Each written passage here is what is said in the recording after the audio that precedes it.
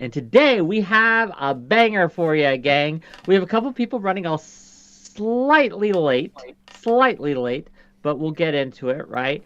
Um, in the meantime, though, can I just say, Sick Unchained. Oh, can you guys hear me now? Am Yeah. I audible Yeah. now? They couldn't hear me now. Uh, Oh, okay. Cool. I was muted to stream. You know what? Brand new episode of Wick TV. It's fresh for Yes, them. yes. We're starting it off right, gang. We're starting it off right. Welcome to another episode of Whick TV. We have the conversations that you want to talk about and you want to hear, apparently. I'm glad to see you all here. Sika Chain, Neon Ramen, Tuna Chip, Dallin, Hardwood Sock, Black Yamato, Neon Ramen, Will in his channel, Paint Baby, Fem Blake, thank you for the follow. Really appreciate all of you being here. Really appreciate all of you showing up. It's a Thursday, which is kind of like a whatever we want to do today day. And I decided to kind of put together like a hodgepodge panel here. There's a couple more people that will be joining us. They're running a tad late. But I wanted to talk about peer review. I've been thinking about this a lot recently. I read an article a few days ago that kind of got me thinking, got my motor running, right? My little gears and my brains are turning. And I've been talking to different people. I've been looking at different sources. I've been checking things out, pondering these types of things. And gang, I'm convinced peer review sucks and we need to get rid of it. But we're going to talk about that today. We're also going to discuss the gender gap, the growing gender achievement gap in colleges. Men are getting the shaft. They are dropping out at higher and higher rates. Women are overrepresented when it comes to college degrees. The worm has turned in these fields, most fields. So yeah, why? What could we do about it? What should we do about it, if anything? Um, how do we address this? What structural issues might be at play here? We're gonna talk about it, gang. We're gonna talk about it. But first, I want to say hi to my lovely guests, starting with Corey Campbell. Corey Campbell, how are you? I'm good. Yeah, always appreciative and grateful to be on, and super appreciate the invitation. And I look forward to getting to the topics. Okay, well, thank you for being here. Corey Campbell deals a lot with publications and science stuff, and he's a good guest to have. We always appreciate him coming through. It's been a minute, but we're glad to have you. Next up, first time guest on my show, Smeth, please.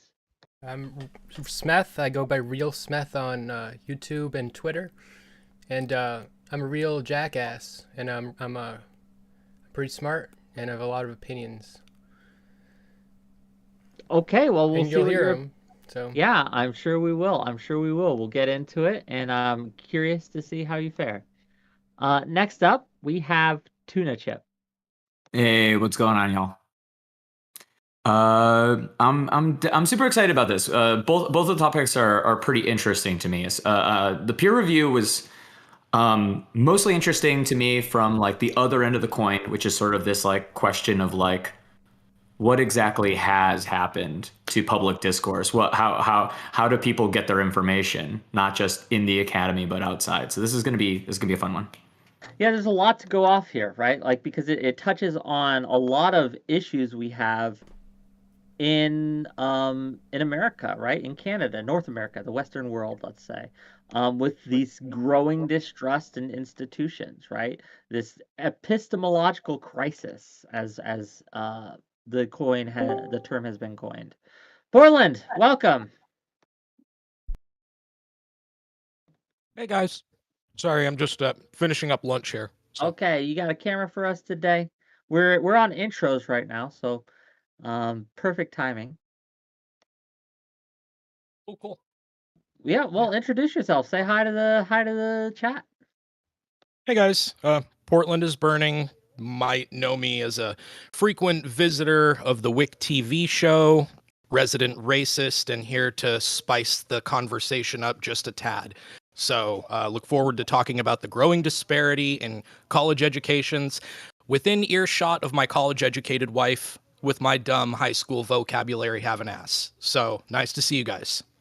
Excellent. We're also going to be discussing peer review, which I know you're going to have some differences of opinion if last night was any indication. But without further ado, let's get into it, gang. So peer review. Corey, do you mind explaining the current process of peer review? You're the scientist here. You're the one dealing with this. So can you give us just a TLDR of what it is currently that this process involves? Yeah. So, as you mentioned, I'm a scientist. I'm a biochemist, PhD candidate in biochemistry, and I have been through the peer review process, or rather, I've been part, not doing the peer review, but quote unquote, the victim of peer review. And essentially, it's pretty much as the term implies, like when you submit for publication after going through, many additions to, refine it and sculpt your publication, you submit it to whichever journal that you happen to choose that you think, you're trying to balance between, high impact journals and what do you think you can get by the gatekeepers, the peer review process. And so part of the process is you submit, and then typically you will have 3 peer reviewers, typically from your field, that are quote unquote, other experts that are qualified to read your research and interpret it and critique it. And then typically they will, send you their feedback, and it's either, you acquiesce to their demands of like those. They might often say, for example, oh, your paper is good, your data are good, but you need to do this extra experiment. And then it's up to you to either choose to do that and acquiesce to their demands, or sometimes you can just explain, well, we're not going to do that. And sometimes you can get away with that. Whether if you provide a good rational explanation as to why you are pretty much not going to run that experiment or not acquiescing to the demands, you can actually sometimes get past the gatekeeping. And pretty much the peer review is just like giving their stamp of approval of whether it gets published in said journal that you submit to. Okay, thank you. That's fairly accurate, fairly quick review. And gang, I'm going to make the assertion right off the top of the bat. This sucks. This sucks. It has so many problems. First of all, this is a relatively new thing, okay? So a lot of people think that this has happened for a long, long time. No, it's only the last 60 years or so that it's been a thing, right? Before that, how scientists would communicate and how they would publish, they would just submit and the journal would decide to publish them. There was no review process aside from what the one editor thinks, things like that. They were a lot of times self-published. If they had a problem, right, with their data, if they had a problem with their methodology, other scientists would publish and correspond with them and tell them, like, hey, your methodology sucks, bro. Your data is flawed. And they would have usually through letters and correspondence a back and forth, and the cream would rise and the shit would fall. And that's usually how it works. Some other instances. So back in the 60s, when they decided to give a lot of government grants to scientific development and things like that, the government, in its wisdom, decided... I would put air quotes there, but... Sure.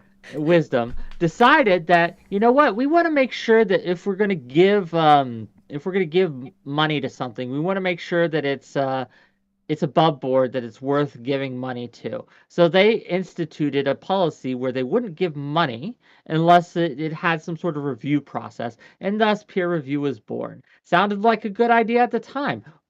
People checking other people's work. What could possibly go wrong? But I'm just going to give you the stats, and then we're going to kind of talk about it, and I'll open it up, and I want everyone else's here's opinion. But since that has happened, right? Since that has happened, we have had a stagnation in innovation scientifically. We have had more and more distrust in scientific institutions, right? It has created even more of a hierarchy. All the problems with capitalism and science has just been exacerbated like 1,000-fold, right? This has become a huge issue, and this, I would say, is the root of the problem. But I want to hear everyone else here's take. Like, does anyone disagree with this assessment so far? I Disagree with this. I don't grossly disagree in terms of I'm a scientist. He used the C word. He used the C word to get you on his team. He blamed capitalism, and now you have to agree with him. And that's well, I don't just, have to. Like it's a word game. That was my opinion before Whick said. Like I would have probably said very similar things in terms of like. So one of the things, as Whick correctly brought up, is like through government funding, you need some sort of metric. How do you measure productivity in science? And like one of the ways, like the current model is like, well, your publications. It's like and you see it happen in terms of like people padding their CVs with publications, and and to speak to your point, Whick, of the lack of innovation. Just recently, there was a study published about the lack of innovation in science, and that's pretty much the direct result. And whatever the headlines are like, nobody knows why this is occurring. I think it's pretty simple. When you reduce it down to like publications and like what you can publish and like what's on your CV, everything comes down to what I'd term minimum publishable units. Okay, it's like the bare minimum to get a publication. So you don't really need to innovate. You don't need to do anything ambitious. It's just like whatever gets you past the gatekeepers to publish in something. Well, that's what you're going to aim for. The more ambitious, to that point, the more ambitious something is, the more likely it's going to be rejected, right? The more likely people are going to give a lot of scrutiny to it, over scrutinize it, especially if it overturns some previously held dogma in the scientific community. Reviewers are less likely to let that pass unscathed. Whereas if you do something that's just a mere minor iteration of incremental different way of looking at an already existing topic, much more likely you're going to get published. Anyway, sorry. So no, to your point, and also I would expand upon that in terms of like, in addition to an ambitious research project being more highly scrutinized, also an ambitious research project is just like way more likely to fail. And already saw like even with the incremental approach, what most people don't recognize is like, at least generally in the life sciences, like 90% of your experiments will fail, or like 95%. And so like with that in mind, if you're going to be ambitious, it's like if it's almost like if it's pretty much just a Hail Mary, then it's just like you might result in something revolutionary. But like if it fails and you're wasting the government's money, then that doesn't look good. And so like why be ambitious? There's literally no incentive to be ambitious at all. I've got a question. Are these two one and the same thing, or are they different? Like the process by which you get something published in a journal, or the process by which you get grants and money from your department? Are those two? They're sort of inherently linked in terms of typically the amount of I'm coming from my deranged Canadian perspective, so keep that in mind.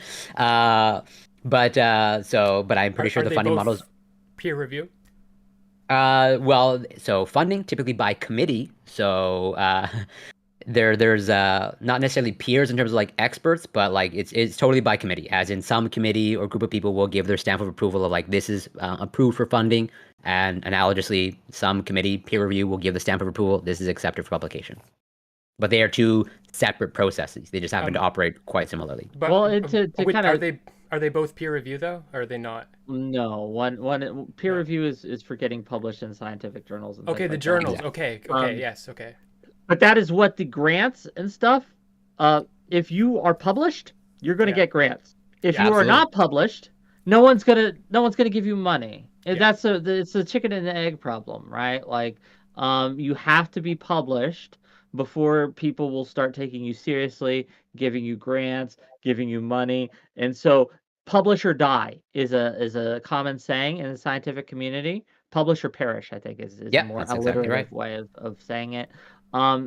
Because they recognize unless you are published and continually published, unless you are currently published, right? Like, no one's going to give you money, and so this kind of incentive structure has led to basically flooding the zone with iterative, incremental kind of studies that just don't really challenge the status quo very Here's a often. challenge. Here's a challenge. Please. How does eliminating peer review as a process of vetting for as a qualification, how does that solve this problem or help to alleviate this problem? Because I understand the argument that you're making about the problem that we have with capitalism's kind of stranglehold on the incremental movement of science to not upset technological norms and markets, but what I don't understand is how peeling back the layer of peer review would improve those conditions. So Well, there's can an you walk me through incentive. There's an incentive inherent in that. No, And I don't. Smeth, with all due respect, I want to hear Wick's argument for Sure. this, if you don't mind. Nice to meet you, by the way. I don't think we've ever spoken in person. But Wick, please, if you could just walk me through how peeling back the layer of peer review helps advance the scientific process or improves these Sure. conditions. So, science is a strong link problem. And what that means is that it is only as good as the best of it, the best problems. So, what peer review does is it focuses on the weak links, right? It sees science that might be bad, or it tries to keep bad science out. But it has the knockoff effect of also keeping good science out. Like it just lowers the bar across the board for either both good and bad science, just less of both. So by eliminating peer review, you take away that barrier, right? And that's what I would argue peer review is. It's an unnecessary barrier that, one, isn't doing what it claims to be doing, right? And two, it is keeping people from innovating in a way that we saw that they did before peer review existed. Because again, in the last few decades, we haven't had very many innovations. Comparatively to the time before, it's just gone down. Hold I would- on. I would- I mean, there's so much to unpack there, but I really need to try and understand the point about how peer review will getting rid of peer review will accelerate scientific progress a little bit better, because in my mind there are a lot of Okay. different ways that you can Sure. fund Well, let me give you evolutionary some stats science. just real quick before I let you in, Tuna Chip, because I do want to hear from you, Tuna Chip. Go ahead. But so for now, the data that I have seen shows that for every year of scientific research, there is 15,000 years of peer review work going into that. 15,000 years for every year. So getting rid of that is going to allow more science to be published. It's Unpaid going to labor, allow, by the way. huh? Just FYI. Unpaid labor, by the way. Unpaid labor, yes. But that's Exploitative. even if you pay them, it doesn't intend, like, it doesn't increase Yeah, I the don't disagree. pay I'm just saying, quality. just as of right now, it's Fair exploitative. enough. But and so it's like if every time I had to do a panel, I had to, for every hour I did, I had to have 15 hours of planning to do the panel. Obviously, I'd do less panels. Okay. It's just The heart kind of my of criticism. This kind of gets to the heart of my criticism, though, that okay. Please. if you wanted to have your panels like broadcast on a high viewership television network, you would go through essentially the same level of peer review and vetting. And this is called a production team. This is called like a network executive. This is called like the controls and checks and Not even balances. comparable. Not even comparable. Wait, yeah, it's absolutely comparable. How These long do are you think two it takes to greenlight a new show? the process obviously isn't as okay, so the exact timeframes don't need to be 1-to-1. I still need to see some data for this 15,000 Here, I can link you. years Hold on. thing. Please drop that, because that's something that seems like a really, really nebulous measurement to throw out. But I think This we would is from the expect our Research Integrity scientific Journal. information. We would It is expect peer our reviewed. science to work at a slower pace than our entertainment, right? So I wouldn't expect them to be like directly comparable 1-to-1. I'm just saying that there is a vetting and like peer review process for getting your panel to a large audience, just like there is for getting your scientific paper to a large audience. They're just treated with I'll different put it in levels. chat too. This is Okay, Wick, you don't have to say that this is not an accurate analogy. It is an accurate analogy, but it's an accurate analogy that actually goes against Portland's point here. The problem that's happening here, listen, you're on Twitch. What do you think Twitch is? Twitch is the democratization of broadcast. And the democratization of broadcast has created new incentives for innovation. Do you think that anybody's going to do what Smeth is doing here with all these bits and bobs on side of a mainstream television program? No, there's a standard that is created within that community that has nothing really to do with ratings and has everything to do with the inside community's understanding of what does well. This holds things back. And I'm going to transition this, give me a little breathing point to try and make my primary argument, Portland. The only real difference between peer review and what would happen if you were to eliminate peer review and just publish directly and have review happen in an open environment is precisely that. It would happen in an open environment where people could watch the discursive nature of science actually turn like a gear. The current thing that happens right now is that what would happen out in the open now happens behind a closed curtain before things get shared. If you're gonna like have a problem with peer review, it's probably mostly, and I do, it's probably mostly the fact that it limits the flow of information, it limits the broad scope of critique. Peer review is an inefficient form of review because it's based not on whether or not someone's interested, not on if somebody is necessarily the absolutely most qualified person to review, but instead on people who have an imperative to review. Okay, hold on. I have First of something all, to add. If you okay, don't I mind. need to clarify Okay. a point that you, Okay. I think, maybe misunderstood about my argument or position. There is already a similarly decentralized method of distributing and making your science and your writing available, not out like without the method of peer review, and that's called the internet. And like the freedom of speech and the freedom of publishing, you can self-publish. You can find a person with the capacity to fund you that doesn't have the burden of peer review. There are You're ignoring the decentralized- funding thing there, because the link that we're making is that you get your funding. People only respect you and give you credibility if you're published in the journals. It's the only way you get your funding. If you just self-publish online on SoundCloud, nobody's gonna fucking take you seriously. That's not entirely true. If you have the information to back up your claim, if you have data that you can demonstrate, you will be able to fundamentally court investment opportunities. Trust me, I see People it all don't the time. trust data unless someone gives it the green light and says this is good data.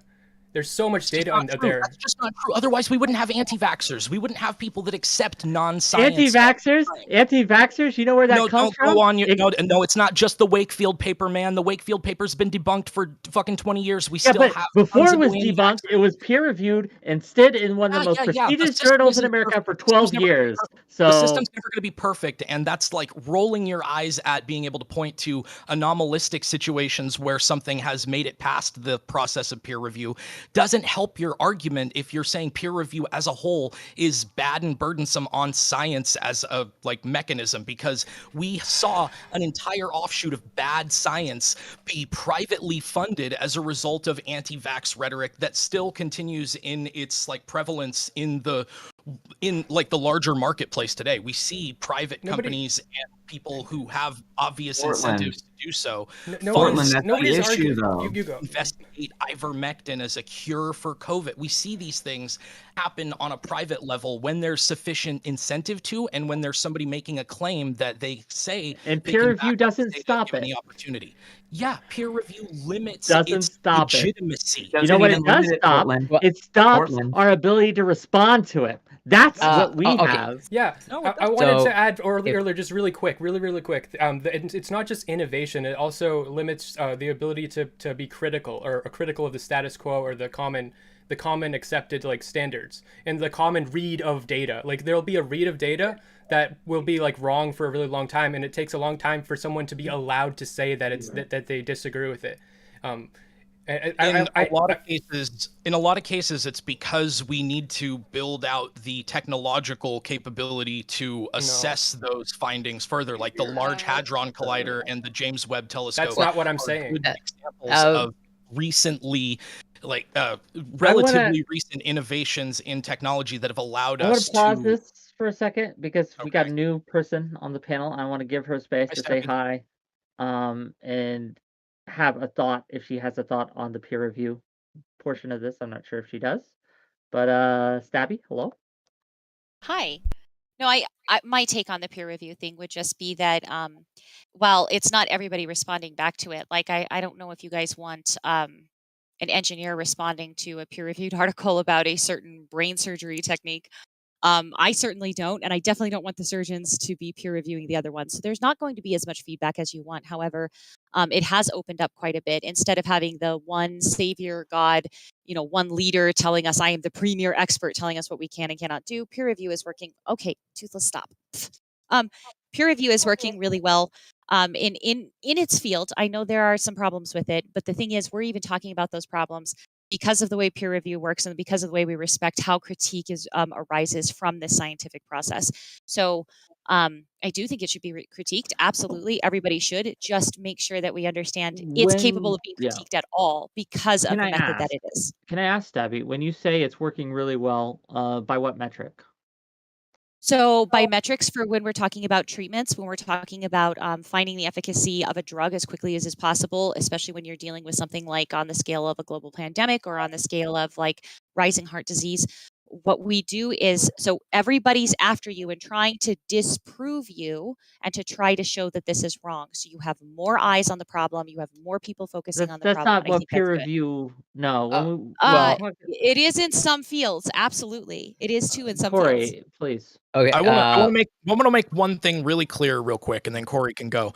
I was under the impression that we were going to be talking about the disparate rates of college education in the male-female gender gap, and I am feeling like this is a little bit of an ambush that Whick, obviously was very typical Whick TV 4-on-1 kind of dog pile situation. I'm happy to address each one of your individual and super frivolous critiques of the peer review system one-on-one or even 2-on-1. Stabby, you did fine. You had a great take, and I have no critiques of that. That's my peer review.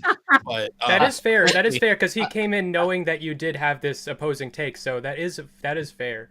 Well, I'm just trying to say that, like, I am happy to take on any one or two of these arguments at a time, but if I could have maybe like just a little bit more space to prepare for the topic that a lot of flyers to put out. I understand. Well, and also to back up, like, so here's where, what I would say as a little bit of commentary on what Stabby just shared. I don't know that using the pandemic is the best example of peer review working, because like once it occurred, it was like let's publish things. Like things were uploaded to like pretty much not. Yeah, they skipped the peer review process. Like we just don't. We need to get. Well, wait, that's what I'm saying. I'm saying that the need for more eyes on the problem is what we're looking at when we have something global, when we have something big, and this is one of the methods we can do it with. I'm not saying that it was successful. I'm saying that we can't just throw it out. This is one of the things we need to get more eyes on a problem. Yeah, but so peer review. That's what I mean by that one. Okay, but just to be clear, peer review gives you less eyes on the problem, like because instead of the back and forth. Well, let me explain. Instead of the back and forth happening openly, where everyone can see it, as Tuna pointed out earlier, it happens behind closed doors, where you have 3, maybe 5 reviewers looking at it, and then it's published, right? Whereas if it's just published, if you just upload it, right, by bypassing the peer review process, which is what happened during the pandemic. Yeah, people will still like look at these things and still challenge these things, right? It's just it won't be gate kept. Perfect segue. Actually, this is the perfect segue into education because you know what? Yeah, everybody can have their eyes on it. 100% can if they weren't fucking idiots in America. We're talking like third graders. Okay. I just want to also I just want to draw a helpful parallel here to another one of Whick's arguments that I disagreed with recently, and that's the Twitter blue checkmark argument. The idea that just eliminating the legitimacy associated with the blue checkmark system, we have actually just eliminated the status gap, and we've allowed everybody the same level of legitimacy. That's the same thing that you're advocating for here. Instead of having peer-reviewed papers that are naturally going to undergo the most scrutiny post-publishing because they are seen as having the most legitimacy and being worth the most scrutiny, we're going to have an entirely equalized field of science and non-science that's all published under equal terms. Look, and Portland. all under equal But scrutiny. Portland, do you know what happens when these things get published? Do you know what happens? No. That's the The slowest public fucking takes possible way. them as gospel. This is the reason that we had the whole fucking problem with anti-vaxxers, because that's what the public thinks it means. And you're not going to be able to easily correct what the public thinks peer review means. A peer-reviewed study said that you can do X, Y, Z. This is the problem. This prestige is being mal-applied. So either it needs to be fixed or it needs to be eliminated. We do not have the collective expertise as a population to scrutinize all science on equal terms. Some of us are just not qualified to weigh in on matters that are above our pay grade, educationally speaking, and have the same exact level of legitimacy as people who have spent their entire lives in those fields. Just from an optic standpoint, that is very harmful in terms of the impact that those people who spend their lives developing their educations are able to have on discourse, because now they're on the exact same level of contribution as fucking people on this panel. I shouldn't have the same level. Well, No, Does it is. getting rid of peer review get rid of like qualifications and the publicization of you can create something other than peer review, such as a fucking open forum of qualified people who have a discourse that is not open to everybody in the public, but is open to anybody with qualifications. so can peer I? review is a limited factor. Can I? we have a So- scientist on the please, on the panel. Let's hear from the scientist on the panel So because he's the one with experience here. Go Howard. ahead. Yeah, there's a lot of points that I want to address. So I'm going to back up Portland a bit, where it's like, Whick, I agree like with 90% of the article that you sent, like, and I more or less like have had my issues with peer review ever since like I got into science like over a decade ago. So if is tuna chips and your position, Whick, is like basically just like abolish it and just have like some open science, whatever. I'm not yet. So to clarify my position, I think that we do need a way to kind of vet these things, but peer review ain't it. Peer review isn't the way to go. Right. Like So- we need to absolutely have ways to kind of vet the science, but peer review has failed. I have some examples to bring up really quick. Like if it might add to the discussion, does anybody know about the Peter Boghossian, Helen Pluckrose, James A. Lindsay hoax papers that got published? In There's a lot of Yeah, examples. but like that's this, social yeah. science. Like I don't like. I don't. There's always an error. Totally different. Like I'm not gonna touch that. Everything has an error rate. Computers have error rates. Okay, we're going to expect. Yeah, that but if when there your are error rate is thousands of papers 70%, published, we're going to be if able your to error rate enough. is 70%. Show me the fucking Okay, data. I will that's- show you the data on the matters. 70%. Okay, give me a But, like, second. Let me because link your whole more. claim rests on it being fundamentally So, broken hold on. and not repairable, and you point to some nebulous, non-existent, and ill-defined. I'll give you 3 studies. alternative. Yeah, you haven't given us an alternative. You've just said we need an alternative. I have no idea what it looks like. And that's not So- very helpful for making the case that peer review is fundamentally inadequate for this process. I want to like maybe like zero in terms of just like I think this falls under the overall umbrella of like gatekeeping. Should science be gatekept? And maybe expanding outside of the official peer review process. Like so, in addition to publications and peer review, like we also have scientific conferences, okay, where scientists gather and present so. Do you think there should be gatekeeping there? As in, like, do you think anybody should be able to just like go and present at a scientific conference where, if like, if I just submitted an abstract, making up some racist findings, should I be able to get up on stage and just like, say that? Is that question to me? To the ones who are like for more open, like basically who are ones who are like basically like reducing gatekeeping.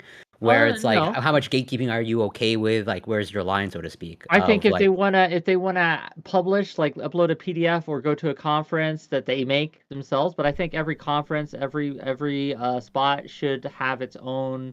They should be allowed to Right, decide who 'cause, gets like- on and who doesn't. I'm saying that the way that journals do now doesn't work. Like I have an so- idea. I It should agree with be- you. It could be like on a movie, like on the back of a movie when the DVD case, it says like who gives it like 5 stars. It says who does. So like there could be like reputable reviewers that like will be like, okay, I know that this guy says it's good. This guy gives a thumbs up. This guy gives a thumbs up, and that would be all out in the public, out in the open. You'd be able to see it, and who doesn't agree with it, who agrees with it. You know. Okay, and I want to point something else out about this. So you're saying peer review ain't it, and I would like to point to what the author of these papers, who just places opinion as fact, says what the problem is, refuses to acknowledge any of the other issues that are surrounding it. It's just what I say is the cure, everything else is bad. He literally says that he's an experimental psychologist and his job is to put people in situations and see what happens. He has a lot of fun, quirky, really awesome, like charismatic stuff. I just want to know, what is the peer review ain't it? Because this also isn't it. I'm not going to go try to find a cure for cancer from this Adam dude who's sitting here telling us we're all wrong. You have to do it my way. Also, making people uncomfortable and doing unethical studies is my job. I like what he says here, where he says that I think science should be done out in the open, unfiltered, and reviewed by anyone who cares to comment. There's only one problem with that statement, and it's reviewed by anyone who cares to comment. Open to all of us to touch and to see, and a library that we can go to, like an open source JSTOR. 100% I agree.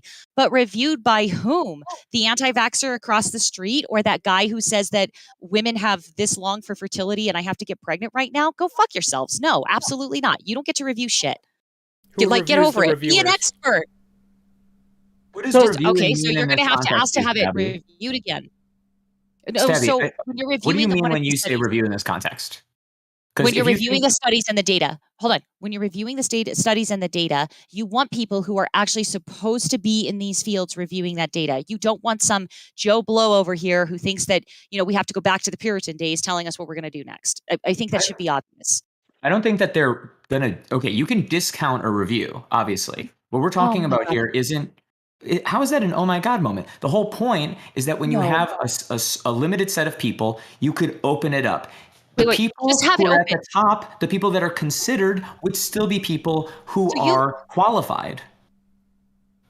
How are you going to ensure that? Because you said peer review ain't it. So that's what I just now asked. Who is didn't ensuring say that that. Describing Adam peer review with Mastriani extra guy? steps. This was my main concern too, was that you guys are going to Mastriani. say not peer review, but something that's basically peer review, but phrased differently, so it Wait, fits No, my it- argument. Right. It's substantively different than peer review. Peer review is done Describe behind what closed is doors. different than Peer review, that you you're know, suggesting. peer review, all it is 3 scientists who review work. If they like it, they accept it. If they don't, they don't. They don't even have. They usually don't even look at the fucking data, which is Hold a on, wait. problem. I They have a don't reason. look at Wait, the data. wait. You're not Wait, required I have a to. reason. Stop. I have a reason. Like, that's why I said an open source JSTOR that doesn't cost us anything. I'm 100% on board with that. Here's my thing. Some of this has to happen behind closed doors. Let's say we're looking at an antidepressant drug and we have all of this data and all of this personal information on these people who are part of the study, who are part of the actual clinical trials. I'm sorry, that needs to be kept away from you. You don't need that information. Why on earth would you? So I think there's maybe a disconnect in terms of, like, which is understandable, where people seem to be operating under the assumption like a part of the peer review process is like reviewing data or going over data, and like not. that's so I wouldn't frame it that way, because like when you even when you submit something for publication, like you've written something out and you're only showing what you want to show. Like you're not showing like raw data. It's processed. It's either put in a fancy table, a figure, whatever it is. Like the data has been so you're showing figures of the data that you've already analyzed. Like you're not submitting like raw like text files to reviewers saying, hey, look at all these tens of thousands of data, because like here's where it's like it's almost like an unsolvable problem. Like you in my mind, it's like, unless you really devote the resources, you can't come up with a good peer review process, just because it requires so much resources that you would need like dedicated, paid reviewers who are like, that is their career and that's their thing. So the problem here is, like, again, people keep saying, well, they just check the data to make sure it's accurate. They absolutely don't. And when they do, more often than not, I want to stress this, more often than not, they miss critical errors. And this is how there are studies to suggest that most peer-reviewed published studies are fucking wrong. That's a fucking problem, gang. This has led to a stagnation, I need to see that. of scientific. I will link you this one too. I got the sources to back up every single thing. So when we talk about peer-reviewed? how, huh? Is it peer-reviewed sources? Oh, actually, yes. But this is the problem. The peer review has created this system where it's put a seal of approval on things that should absolutely not have a seal of approval because it's a coin flip, right? Whether or not this has even been vetted. There's 20% of genetic data is useless because the Excel spreadsheet, and this is, again, they all pass peer review. It all passed peer review. But they looked at it and, oh, look, it turns out that the Excel spreadsheets turned a lot of the genetic data into dates. It autocorrected into dates, right? Like year, month, day, okay? This is a problem, and we are looking at this stuff and people are thinking, oh, this is trustworthy, oh, this has been vetted, oh, this has been gone through a good process, but the process is shit. The process is shit, and it keeps being shit, and we keep getting shit results. It's a problem. You just want peer review to Electric Boogaloo. That's all this is. You want a sequel to peer review that looks kind of different, but effectively functions the same way. Hierarchy is placed in a different place. So you're That's saying, wait, weird no, because that's right now the I think problem. academic institutions should generally have like the most authority when it comes to matters of science. Okay, wait. How about are you guys familiar? Are you guys familiar with the argument in computer science, open source versus closed source development? Vast majority of software developers are going to say open source is it. And anybody can look at the code. Anybody can give a request to change the code or add to it. But like, not everybody's is going to be accepted by the people writing the code, and they're going to be like, okay, this is shit, this is not. And it's very easy. Anybody can do it. But like, just because you can go and try to add to somebody's code base doesn't mean you're like, if you don't know anything about code, you're going to look like a moron. Like, so that sounds like a good system. Why don't we do it exactly like that? Have a GitHub for peer review. You know what? That's how it used to be done. You're talking about like a venue where we already do, a medium where we already do effectively have that kind of peer review decentralized for a computer science field specifically. But when you're extending that out to things like the medical field, you obviously engage with a lot more human risk when you have people contributing information that may or may not have unknown variables involved that haven't been studied or reviewed by people with an actual qualification to do so. You don't know what the harm that could be caused by like letting this kind of information out into the wild before you've had some kind of formal channel to review it. Like, I don't like the idea that we should have our drugs, like our prescription drugs, like the development of them crowdsourced by people that have no chain of accountability. That seems like that actually is the case. That happened with COVID. That happened with the COVID research. Yeah, actually. do you like the vaccines that stop COVID? Then you like the fucking crowdsource shit, okay? Simple as. So, but what is the stopgap? It wasn't exactly crowdsourced. Hold on. Jesus fucking Christ! Hold on. So there's something going on where there are actual doctors, there are actual scientists who are saying that there are ways to reform the system, and not a single one of them say that opening like who tells us what is and what gets through and what gets reviewed to the hands of the illiterate fucking public. Not a single one of them say that bullshit. Not one. Okay, let's go from Nobel laureate Sidney Brenner. Okay. Right. No. Wait, I'm not fucking finished. I'm not fucking done. I'm just saying right you're demonstrably wrong, and I'm telling you one. No. Where have you posted all your data, by the way, Whick? I can't find any of it. I'm posting this in the chat. Okay, I'm posting my stuff in the chat. So here's somebody. He is this guy. It's on Forbes. I just now shared this entire thing. He's saying that the problem with peer review, and he's talking about why we need to reform certain aspects of peer review, because the anti-vaxxers used a study that had 12 people in it and made everything up, and nobody fucking caught it. His name is Jeffrey Kabat. He's a cancer epidemiologist, and he knows how to go forward with reviewing stuff. What he doesn't want to do is open it to all of those women who I have this one paper about 12 people that's obviously lying, so my peer review counts. No. Why do we have to listen to this shit? Then why before peer review, before we had peer review, science innovated at a greater rate. We had more advancements. We had a better, right, results overall. Like now, No, again, we have. This is just demonstrably true. This is just It demonstrably is true. Okay, I'm not gonna need you to demonstrably demonstrate true. it then. I'm gonna need you to Are you demonstrate it. talking Stop about saying that these are you things are talking like about stop? Are you talking about the Tuskegee experiment fucking era? Are you fucking serious? I'm talking about the what I'm era saying where is we science invented flight, behaved we invented tremendously locomotives, we invented unethically. industry, we invented printing press, we Oh invented my goodness. No, we stop split the just fucking listing things. This atom. is a silly Okay, argument. Stop like just listing things Jesus about the Christ. Industrial And do you not Revolution. This is think a silly argument. that we have suddenly become this ethically sourced where we never do anything unethical in science, right? That's No, I fucking think we have bullshit. slowed down scientific Yeah, we progress have at slowed the down sake of scientific progress. accuracy and Period.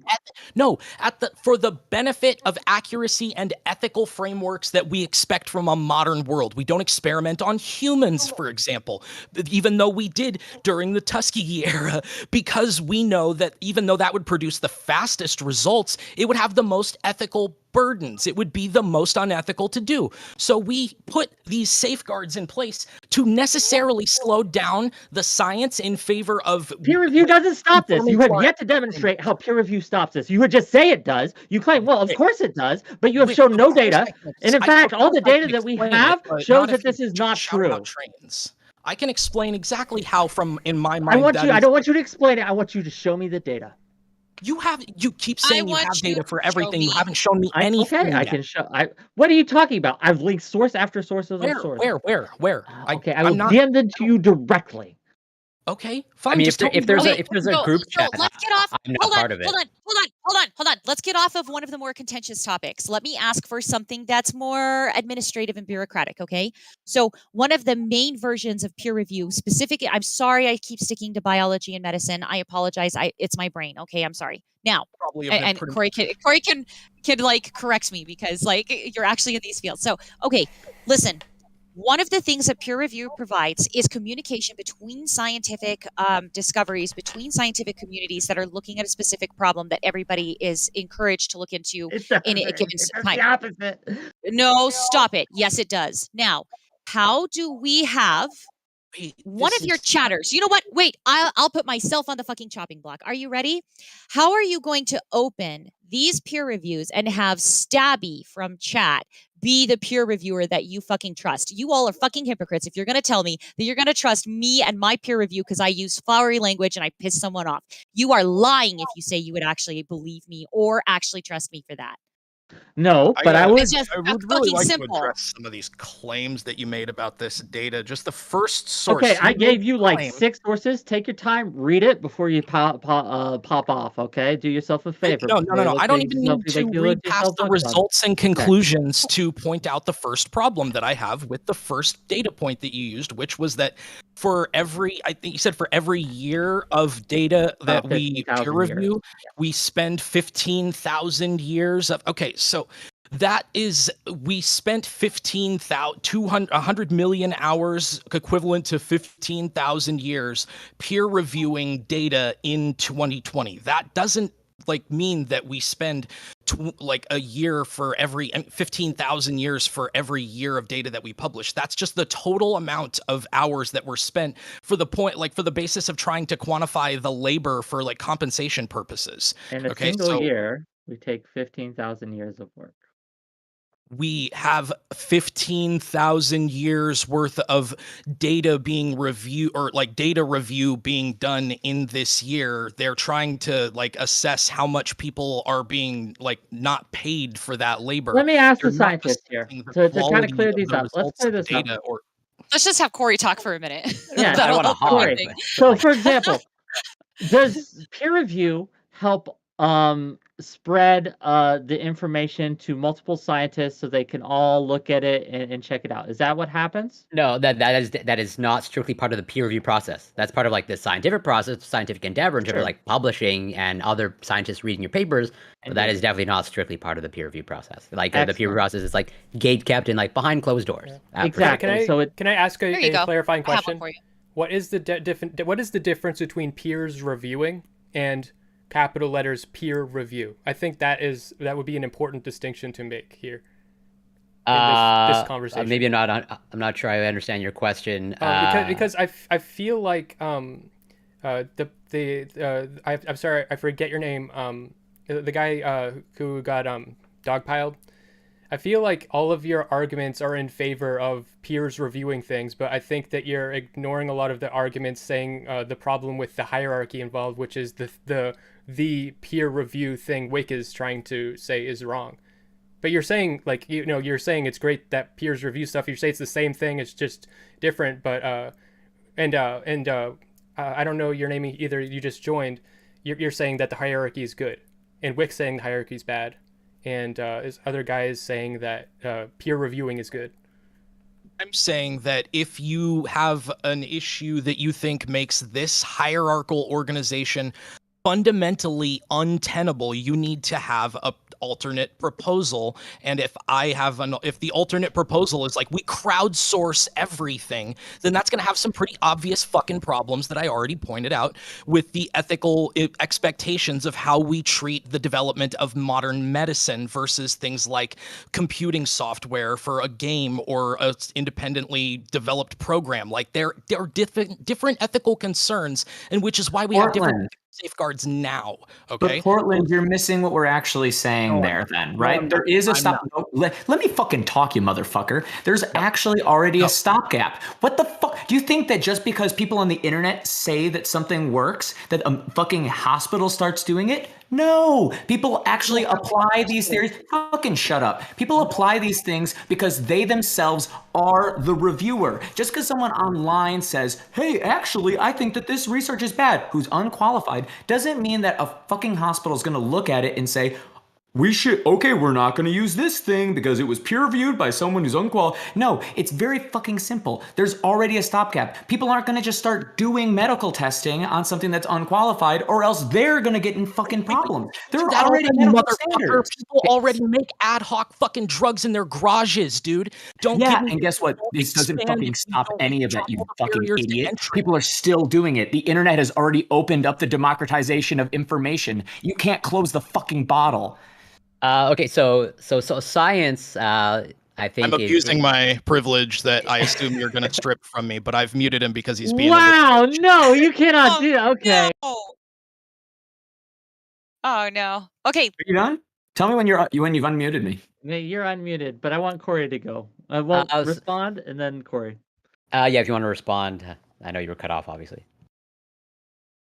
Okay, then. So I think science, is trying to solve the problem of peer review, or at least so.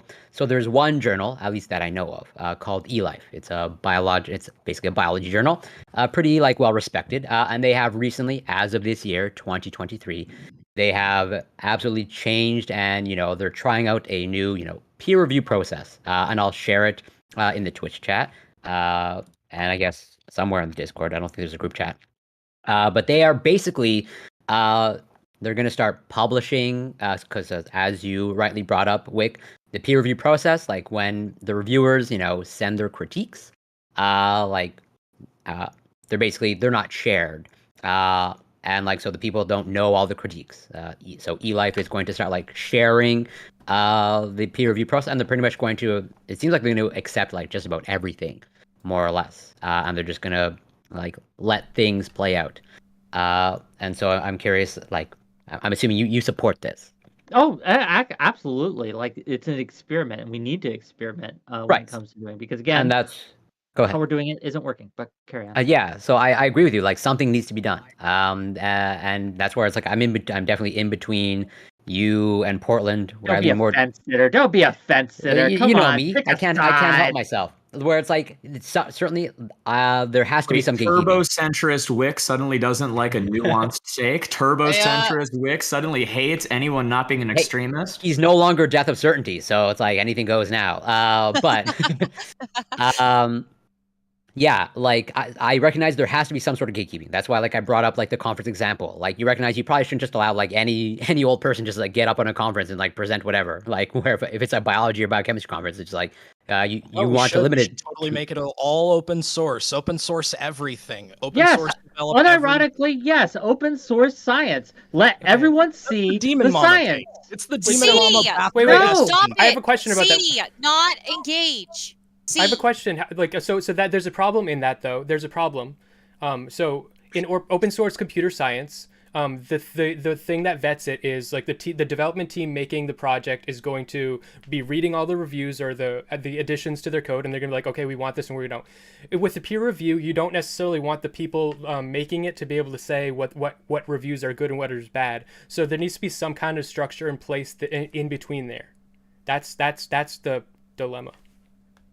Well, Yeah, go ahead. Go Whick, on, sorry. Corey. No, answer the question. You're the. Well, I was gonna answer. I was just more like here is where it's like I don't know if I'm not a computer scientist, so I'm totally ignorant on computer science. So I'm just sort of like speculating, but I don't know that the example of computer science like holds up when it comes to like coding and all that stuff, because I think coding is a little bit more structured and a little bit like as in like there's coding languages and like you're confined to that, as opposed to like science, but more of like an open box, more like exploratory. And it's like I don't think that analogy holds up. No, per I se. think it does. So you can have just a novice try to contribute to something, and their code will be like god awful, and like they're gonna the people that they're writing the making the project, they're like, we don't want this, even if it works, we don't want this. Like you're gonna have to be held up to certain scruples, and it's very it's not very standard. There's like a million ways to write anything in code. It's very artistic in that way. Yeah, So- no. Go ahead, Wick. Yeah. No. I get you. I get what you're saying. So I want to push back a little bit against this. Like, we can't let the commoners do science. The plebeians are going to ruin it all for us elites, right? What does this take? What does this take? If a No. commoner wants to do with science, they should be allowed to do so. Should they be taken as seriously as someone who's credentialed? Probably not, until they prove that they're able to actually get science that actually works and works well, right? But this idea that opening up science to the commoners is going to destroy us all is really Should 1800s. we let just thinking. any? I'm just Should we saying. let everyone be like? Should we let everyone cook their own prescription drugs in their garage? Wick, Like- this is the thing that's missing. Portland, I want to address something that you said before. You admitted the internet already exists. People can already share all of this information, right? So we know that that's already the world we're living in. The world where people are cooking drugs inside of their bathtubs. No one's saying that there shouldn't be limitations on what people do inside of their life. That's not this thing. We're not saying there should be. Can I finish? I just want to make my point, Stabby. I really want you to also have a moment. Mute him. Ever talk after. So no, the thing we're advocating for is that all of that discussion that happens behind the veil is able to be publicly seen. Stabby agrees with it. That's what I want. I'm not saying that there should be no barriers between the fucking research and the publish and the application. Nobody wants that. That's insane. There are already stopgaps though. Between the research and the publication, there's a stopgap that's unnecessary, because after the publication, there's plenty of stopgaps there before there is the applied science. So if you're going to do this here, we can remove this, open source this, make it so that there is a very hyper discursive environment here, but then still have all of these limiter factors here. We're not going to say, hey, you know what?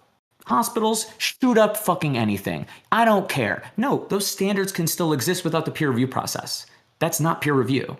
That's something else. Right. That's what I want to say. We need to have open access to every single study, obviously with private data and privacy concerns completely regulated, because those studies are going on in a regulated situation. We can't regulate every single human being with a science kit in their living room or their kitchen dining room. What we can do is we can absolutely regulate how the studies that are being open to the public are kept private, what is kept private, what isn't. And this is the fourth time I've said, and there's even in chat, people are saying that I'm saying the exact opposite. So I'm going to say this for the fourth fucking time. We need a free to access, costs you nothing, JSTOR, JSTOR fucking library that you can access and read absolutely everything. I am 100% on board with that.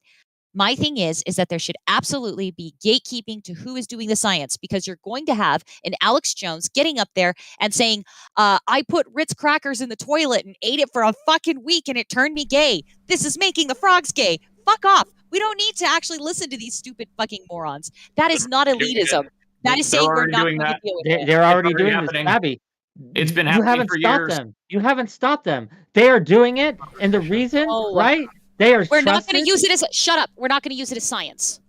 but they're being used as science because the science has shown that the published papers no better than a coin flip, whether or not they're just as fucking dumb as that put Really? the crackers in the toilet. Do you Absolutely. really think do you really think we're using that? Because as far as I've seen, hospitals and doctors' offices have doubled down on, yes, the vaccinations are safe.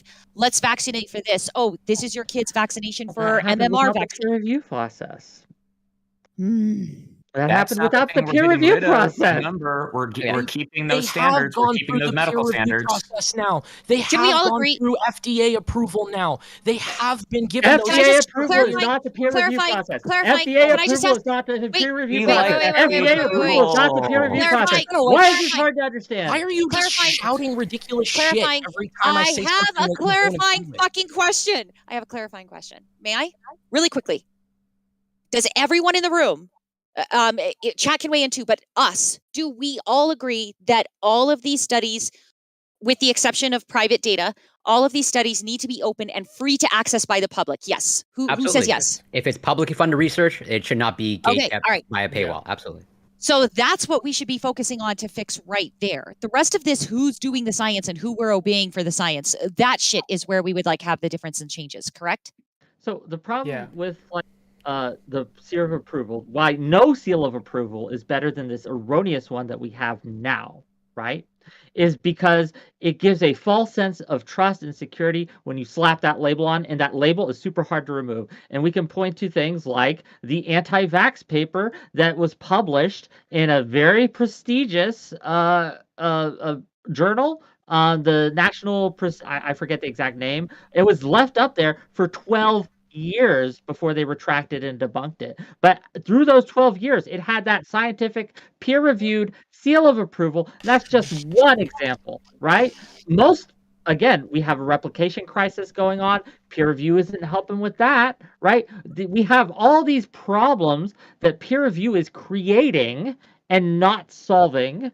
And if we removed it, all those problems that you're mentioning would still exist, sure, but we would remove a lot of the barriers that keeps the good science from getting out there. That is my argument.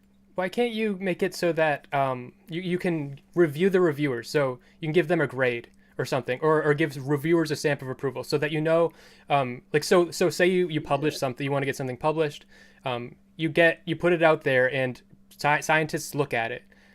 If they are reputable scientists, they're going to already have this stamp of approval, and you need 17 of them to be able to be seen as reputable. You need 17, maybe 5. I don't know. You need a certain number of scientists to say this is reputable information, and then once you meet that threshold, then you can then you meet the standards for peer review.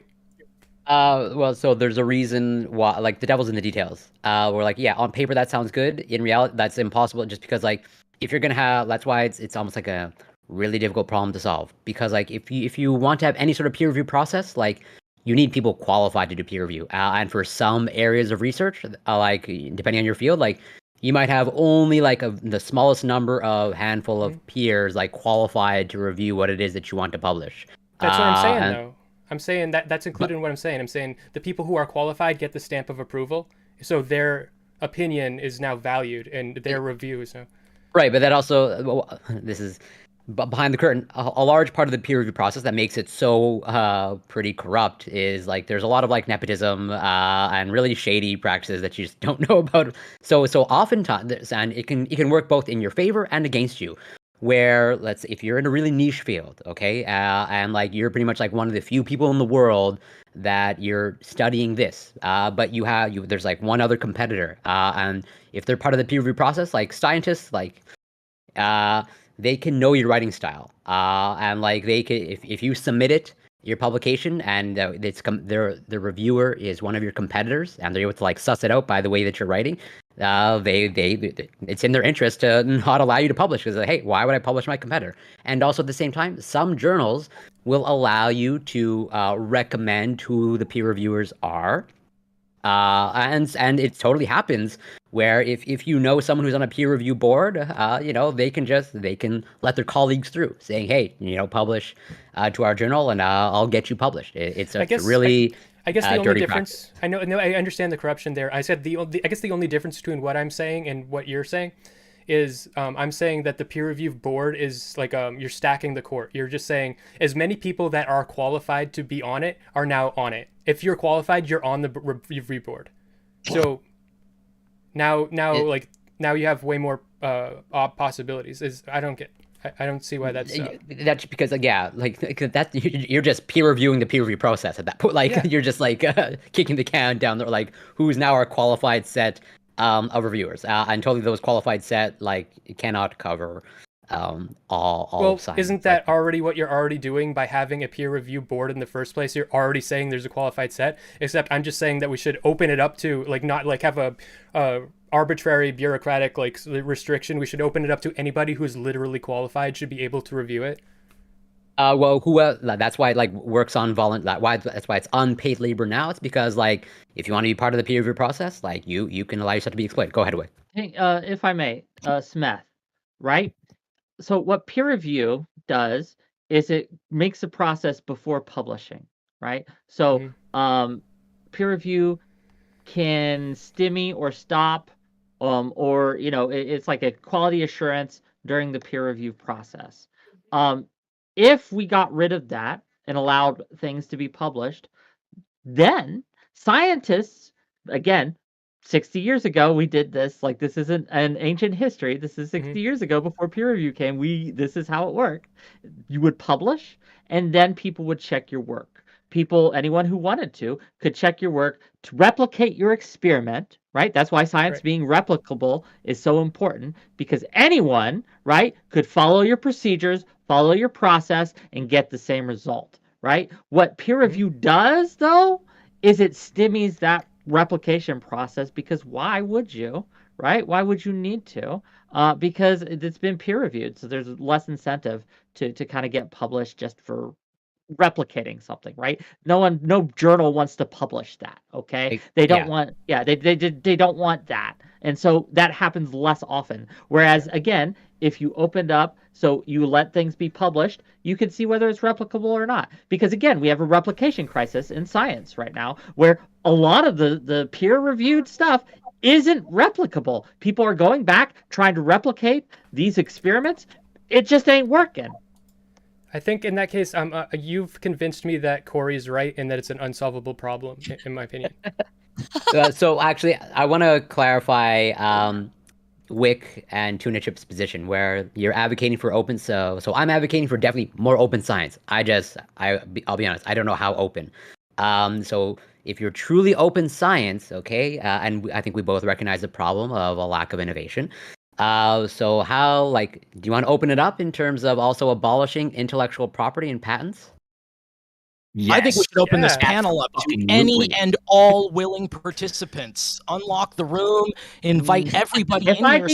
If I can get my bars filled, I'm going to capitalist it up here. If I can get my bars filled, we'll do that. If you guys fill my bars, we can open it up. But until then, we're going to go with how it $10 and Whick will kick me off the panel. $10, he'll kick me right off. I won't come back.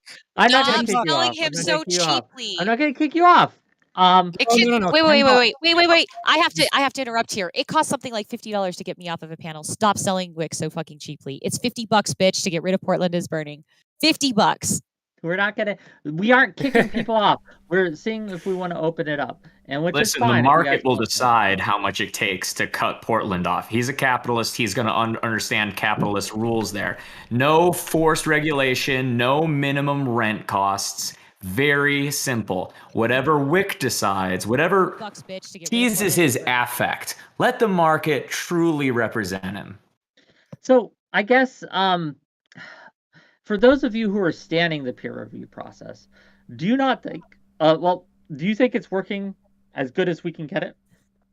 No. No, I don't think so. How would you change it?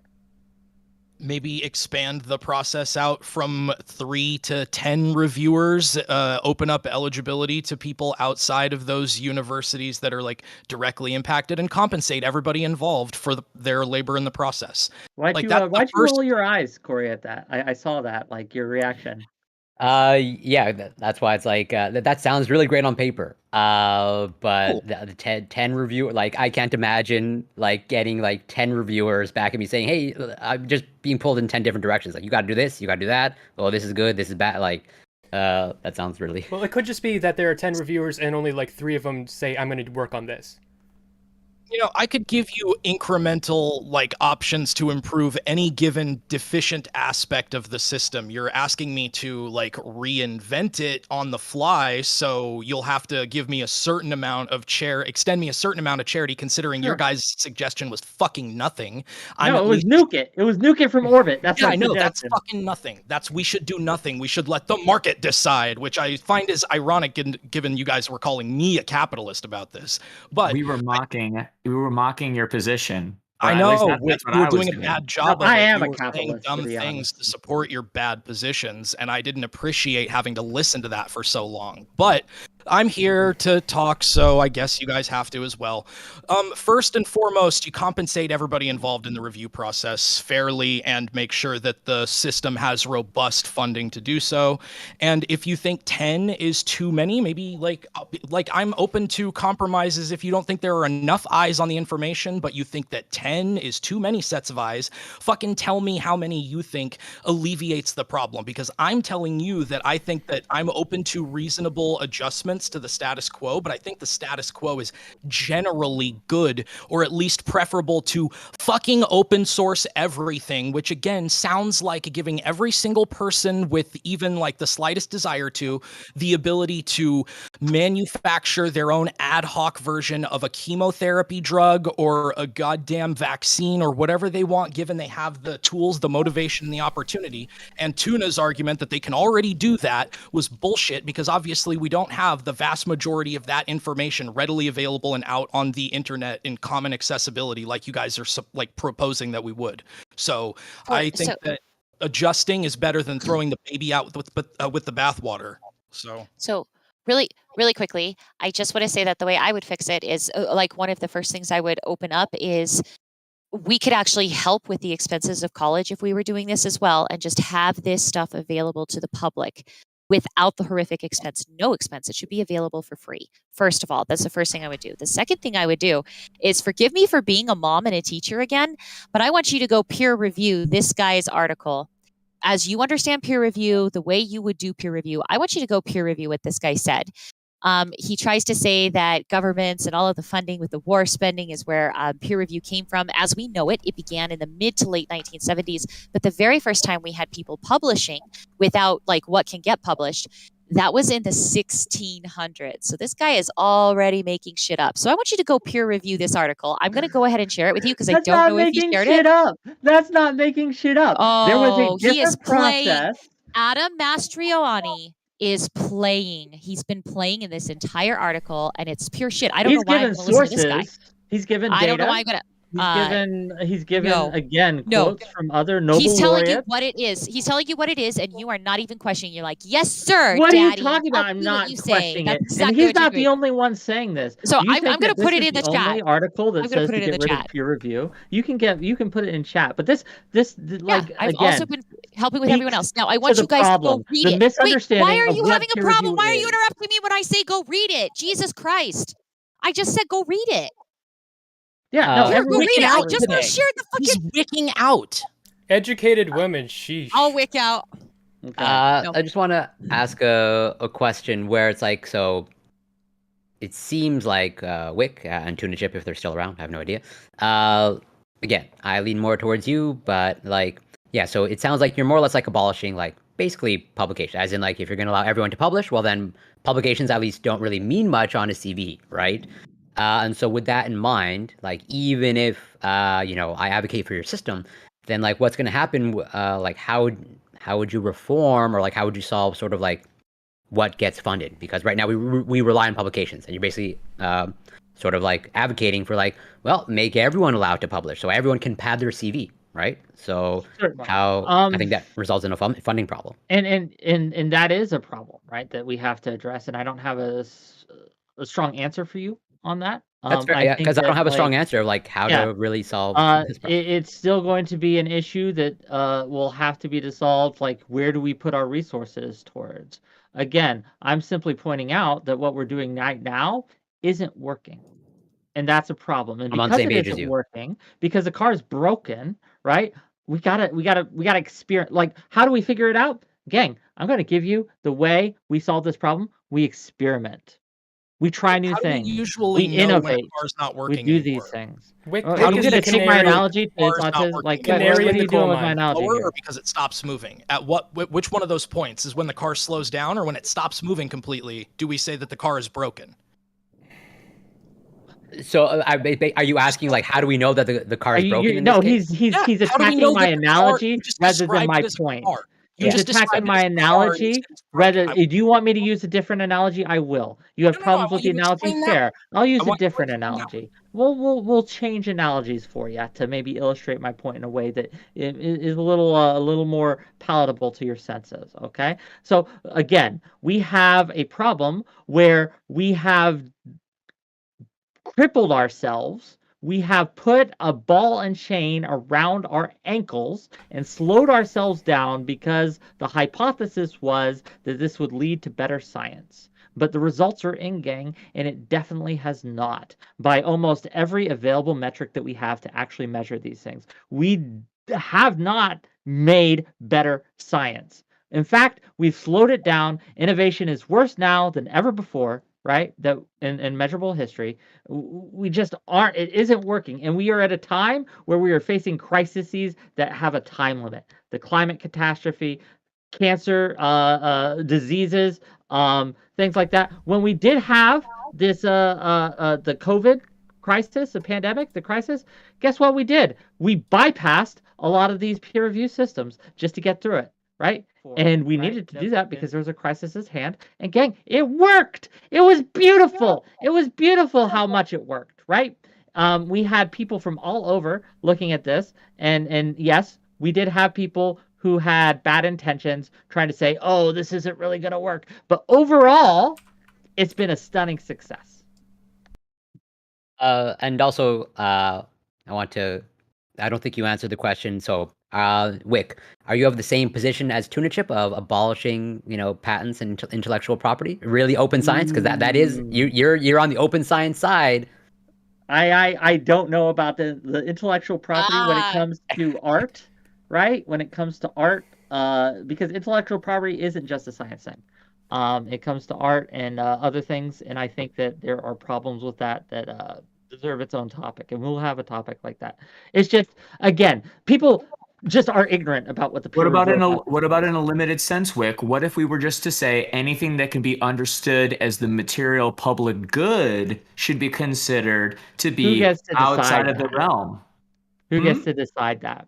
Who decides what's The public. considered the The material public public. good? You just said Yeah. So that. you get to We get vote to for it, decide so I can science, vote and we to get to take decide your whatever we want. intellectual property, right? We can vote. Because again, even if you guys keep doing this thing where you say, "Oh, if we eliminate peer review, everyone's just it's gonna be a free for all, and everyone's gonna be able to just do whatever," and that's just not true. As Tuna Chip mentioned, there are so many other stopgaps and measures and safety precautions in place that we have that aren't peer review that are going to stop most of that from occurring. Well, And peer review I would again like to hasn't stopped the worst excesses. It just I would hasn't. I would like to point out that your chat has already solved this. Somebody named Inachu, and they said peer review by people with weird last names should be reviewed. We cannot trust any peer review study if the last name is Wigglesworth. There, solved. Okay. The whole topic is solved. And also, Wick, I'm gonna try and really push you to the open science side because I'm you sure you you brought up are. this lack of innovation. And I would totally agree with you that the current peer review process has seemingly stifled innovation because and if you look at just like number of publications, like that has skyrocketed by just about every field, like just number of like there's more publications than ever. But to your point, that hasn't seemed to resulted in any real innovation.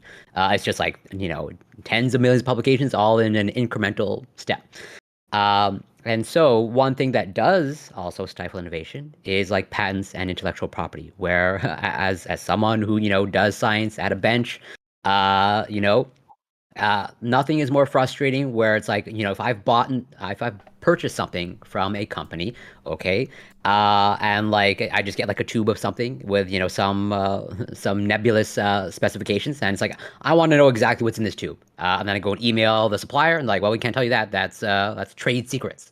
And it's like really, that makes some experiments really difficult to run. And this is like a very common thing. Just like, well, we're buying stuff, we're using stuff in science, and we don't have, like, we as a scientist working with it, like we can't find out what it is because it's behind the patent and intellectual property wall because companies don't want to share those secrets, and that's closed science. I wasn't prepared to argue the intellectual property thing. I don't know enough about it. You mentioned to be open very- science, so I get it. I understand. But my main advocacy here is that peer review has hurt science rather than helped it. The metrics show this. This is just the data. You can argue it with you like, right? But this is just the data. And again, you can argue that there's going to be problems by eliminating it. Fair, right? There probably are, but the problems that is solved by eliminating it, I think, are going to be worth the cost. Now, you can disagree with that if you'd like, but a lot of scientists actually agree with me. A lot of the Nobel laureate. Let me read this quote because it's important. This is from the Nobel laureate Sidney Brenner. Okay. And she says, or I'm not sure if it's a she or he, to be honest, says, I don't believe in peer review because I think it's very distorted. And as I've said, it's simply a regression to the mean. I think peer review is hindering science. In fact, I think it has become a completely corrupt system. Remember, if peer review was in place during Copernicus's day, they would have not published any of his work and said, great, we stopped misinformation, right? That's what would have happened back in that time. Because again, if you don't allow the status quo to be challenged, and that's what peer review does, it stymies our ability to challenge the status quo, okay? It creates a lot of problems and it slows things down. Now you can argue You don't that's like a good something thing. you see. You don't like an article you read about whooping cough. Do you know how you challenge the status quo in that? Go to fucking school. But you can't get published unless the reviewers say you can. Right, open it up to more. I said open it up to more. I said publish it and review it from there and publicly and open it up for everybody to read. Wait, you okay, can still get good. You published. have no Then right good. to Then review. you're with me. Then you're with me. That's what abolishing peer review is. That's all it is. That's all it is. Then you're with me. You agree. We agree. Well, Whick Argument's done, right? Whick doesn't want people to just get like a stamp of approval that says because you wrote it, it's authorized by the Academy. What he's saying is that in the process, anything that somebody tries to publish, instead of it having to be behind a curtain until it's done being reviewed, you just have the curtain be completely transparent. That's the issue we're having here, is that I think a lot of us just don't even fucking know what the other people are saying, which is stupid. You're telling me Whick's position, and Whick, I want you to say yes or no. Your position, Whick, is that you want peer review to continue to exist. You just want the process of peer review to be transparent and open to the public. No. Okay, then that's what Tuna Chip just fucking You said. don't understand what peer review is. What do you mean? Let me ask you directly. What is peer review? In your words. Let's go. Define Assessing the validity and the soundness of the data and the articles that are published about the data. No, that is wrong. Try again. That's what it does. That's what it does. No, that's what it does. But there's one other. There's a missing factor there from Whick's understanding. I don't even know whether I want us to get to the bottom of this. He's saying that the other missing factor is it needs to be assessed before it is published. Okay, we have another scientist. And published after assessment. Two people. Right, we got two educated women. Yeah, exactly. Erudite, hello. Sorry, just give me like 2 seconds. Sorry, this is getting Corey and heated, but we're Erudite, going. just run with this. You two, go. On the spot. With Whick? No, I agree with Whick. Exactly. Yeah. Why absolutely. would we not? Yeah, so Wait, the sorry. argument is basically this. I've been looking into this a lot. I'm not sure you're using your actual mic. It might be. Yeah, you're using a very, very environmental mic. Okay, 1 second. What does that mean? It's using my webcam mic, environmental, like further away. Do I sound better now? Mhm. Okay, Yes. sorry about that. I actually almost wholly agree with Whick. And I've been looking into this a lot. So I didn't agree with Whick. And then I started doing research on this. And the more I did research on this, the more and more I was compelled to say, I think the experiment has failed. And if the experiment has failed, even though there's good intentions and there's problems that will come along with it, if peer reviewers are catching less than 25% of major errors in studies, it means peer review process is falling apart at the seams. And the problem is that if we have a stamp to the public that says this is good certified science and it's not, that's more dangerous. That's actually more dangerous than just having nothing at all. Because I don't want a free for all fully, right? What I want is a dismantling of My the peer position. review Okay. and some sort of other way of how we vet these articles. But I don't think that the peer review system works anymore. I think most peer reviewed journals are parasitic at best, right? They make over 90% income. They have free labor from because the university loves free labor from academics. So if you're a tenured professor, you're required to be a peer reviewer. It's tiring. You don't get paid for it. But then research even shows even if you train people and pay them for peer review, the quality is still horrible. They're still catching only 30% of errors. This is why we have papers that are released that have T's instead of error bars. This is why we have papers like that some of the papers that get published are insane. There's a paper that got published that claimed it had a randomized control trial. And then when you look at the methodology, it's just a correlation study. Like, it's crazy. These are not the same things. What peer reviewer is letting this through? It shows to us that the system's well-intentioned. I don't think anyone is doing something, except for maybe the journal editors. I think they're a little bit malicious at this point with how they treat money. But I think peer reviewers are well-intentioned. The problem is that the system doesn't work. It's not catching the problems. And now we have a stamp that says real science, and it's not. This is why we had, remember for the last 13 years, we just thought that Alzheimer's was caused by plaques in the brain, and that was based on fake, fudged science. But that has a seal on it that says real science, peer-reviewed. That's dangerous. This is why people are distrusting our institution more, because we don't have salt to our name.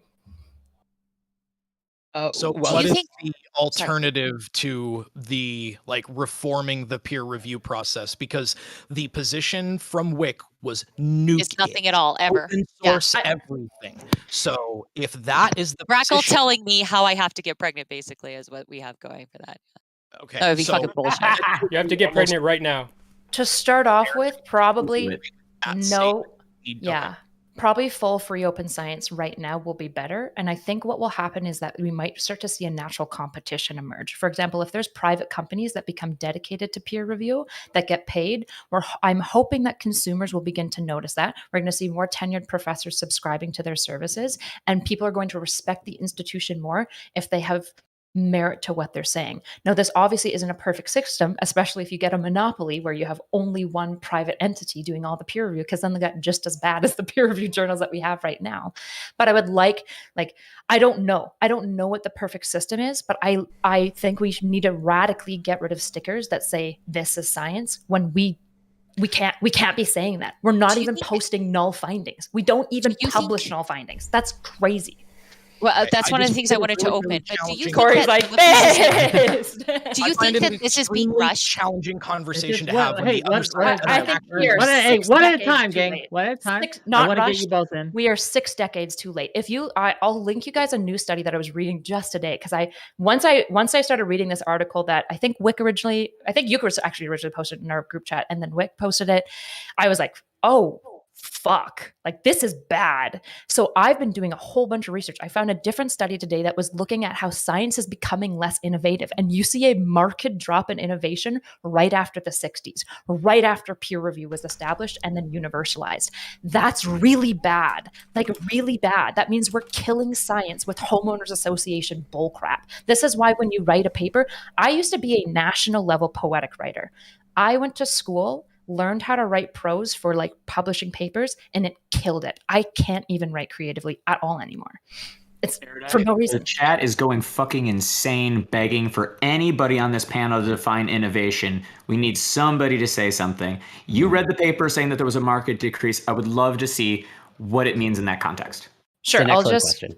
I'll just Google search what they say specifically in this article. Thank you. While you're doing that, I had a question for feel Corey like because it's he convinced me earlier of something. Out that like comparing any given time period to like the period in which it made the most and like the most significant advancements in science, relatively speaking, in human history, is not to say that every period of human history needs to keep up with that exact rate. There very well could be a decline in the rate of advancement as the clarity of Sure. the findings becomes more like easily measurable by present day technology. So a lot of the scientific advancements that we made in the eras that you're referring to here were based a lot on like results based research instead of actually like teasing apart what would be the most sustainable and what's like the most fundamentally sound mechanism for doing something like building a like sustainable farming infrastructure or building a medical infrastructure to treat and like lower disease instead of just like maintaining it. Sure. Okay, Corey. I want you earlier. You convinced me something that I might not be right that you're trying to say, but I feel like what you said earlier. You were saying that the peer review system is the symptom, but the cause is more probably the funding or a amalgamation of a bunch of other issues, maybe. Yeah, it's a institutional and systemic problem. Like as much as like I said, I very heavily lean towards Wick's position, but that's why I brought up the funding issue. Like if we're going to abolish publications as a metric for your CV, then how do you determine what gets funded, right? Because that's more or less like what the metric we go by. So it's like really strict. As much as I think it's a challenged conversations to have, it feels like Smith is the only one that's on like the abolish peer review leaning side that has like offered. Okay, well, you've in your engagement with the topic, you have offered alternatives and like actual things that you think might work as viable solutions in the real world. I feel like it's really difficult to argue against a side whose only responsibility is to say peer review bad, let's get rid of it, but not to propose anything alternative other than just fuck it, nothing, which like I guess if nothing is the preferred metric that we use to assess the validity of scientific findings, then I guess I agree with you, Well, that's Portland. something Like as much as I'm criticizing the peer review process and I'm for like doing something, I don't know. That's why I brought up the example of eLife. Like I'm very curious of how the eLife journal and them sort of pretty much abolishing peer review to some extent, or like really degrading it. I'm curious how that's going to play out. To answer your I think question- Oh, go meta ahead. science is a really natural spaces where we'll probably see a more like this is the issue. We thought about peer review as a good idea. We introduced it, but we didn't really test it. We didn't really know what it meant. We just kind of socially engineered something that sounded good, and it didn't really work.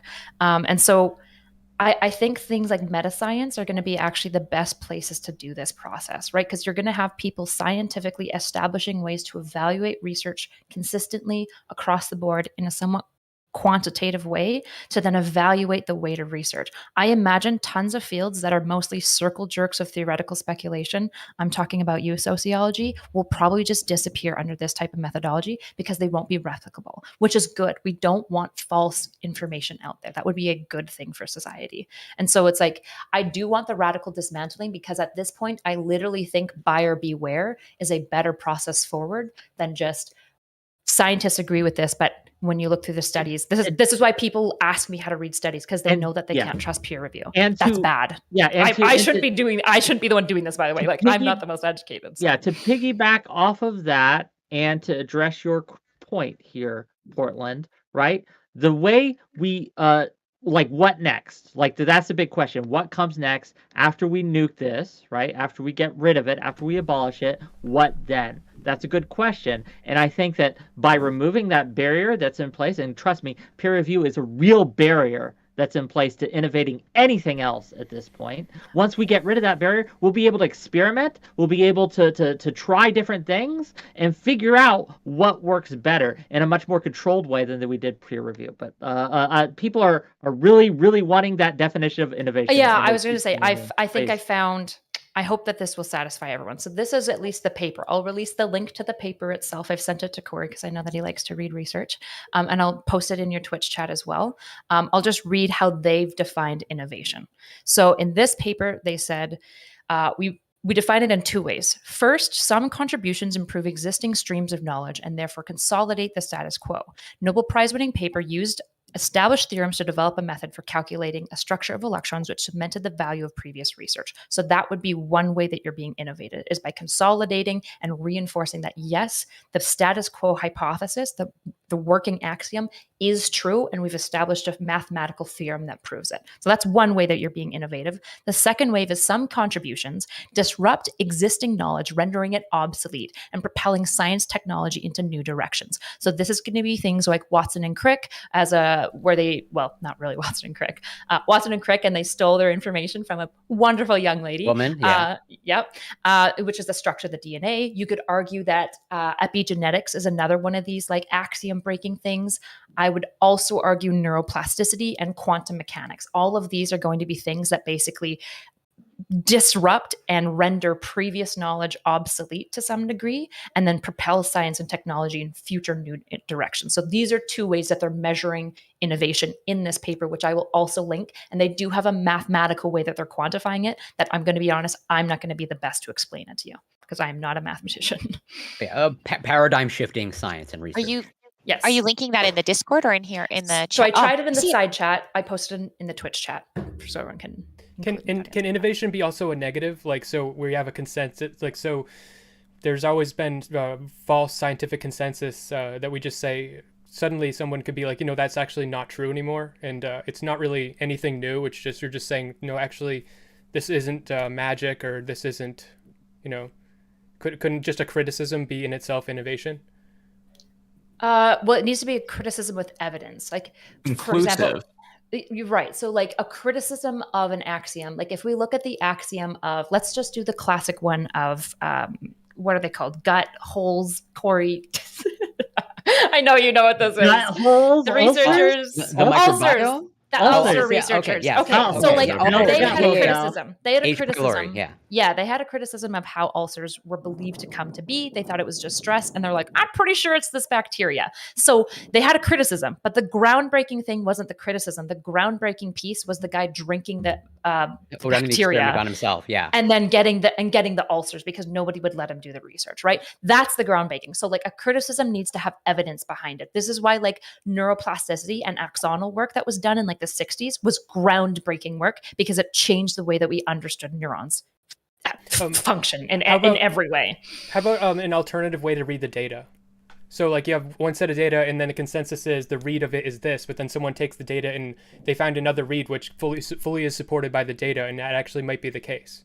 You would need a statistical, so that would be like a statistical methodology. So there are breakthroughs in statistical methodology as well, right? Like when like Cronbach first came out, that would have been a major paradigm shift in the technology of science. That would have been considered like innovative work, because it's a theorem that shows you how to take a collection of data and to some degree not interpret it in a different way, but to pull apart findings from the data that otherwise we couldn't elucidate before. So it would need to be mathematical. You can't just say, this is my perspective. Like you can't just have a theoretical speculation be innovation in and of itself. It needs to be proven. So in the way that it's defined, then, that we're all using the term, innovation is always intrinsically positive. More of it is always intrinsically better than less of it. There is no possibility that we can go too fast for, say, the sake of societal stability. And there's not like an ideal rate that's possible that is different from like the absolute highest rate we could seek. It's like I always- missed some of that because of Tuna Chip. but Yeah. Yeah, let me mute him real quick. Sorry. Can you more just is, say more that is again? always better when it comes to innovation, no What's matter the what. point of science? Go too Innovation fast. is the purpose of science, like in a really simplistic way. It is the fundamental goal, which is I to understand test. that. Yeah. I understand that. But do you You think want that more there of it? Yes. Do you think that it's theoretically possible for a society to effectively like need to maintain a pace that doesn't continuously upset the norms with new technology in ways that we can't compensate for like fast enough with our infrastructure? That's a good question, but it's a political question, less of a scientific one, right? The question for science is going to say, should we just, the only reason science would ever stop innovation is because we've done it. We've discovered all of the questions of the universe. We've maxed out the bubble. There's nothing more to know, right? What you're asking is a political one. Is there a benefit to slowing down research? And I would argue absolutely not. Good research is already too slow. Good research with peer review and all the steps that it takes to do, like, especially like good, juicy, longitudinal, cross-sectional, confounding factors, like the juicy good stuff, at least in psych, that takes like sometimes 15 years to research it and then another 5 to 7 years to even publish. It's already too slow. And I would argue peer review is slowing it down necessarily. Okay, that doesn't necessarily mean that we need to get rid of peer review as Right. a bulwark against the like bad data being mixed in with good data. It just means that we need to make a better form of review for like you seem to think that like the private market, in absence of like academic peer review in the way that it works now, would kind of provide a similar service naturally emergent with some sort of like credibility naturally gravitating towards the people who do the best work, right? That's kind of what you laid out. I offered that. I think we're really in the brainstorming phase. So any suggestion I'm making, you should take with huge hunks of salt. I think first, and this is why I actually shifted more to a meta science. I think what we should do is a meta science. We need to figure out how to test our own science to see what's good and what we can then actuarially apply to other papers to evaluate them, and how this meta science is going to need to look at different fields, like what standards biologists need to be following to make sure that they're being innovative and interesting.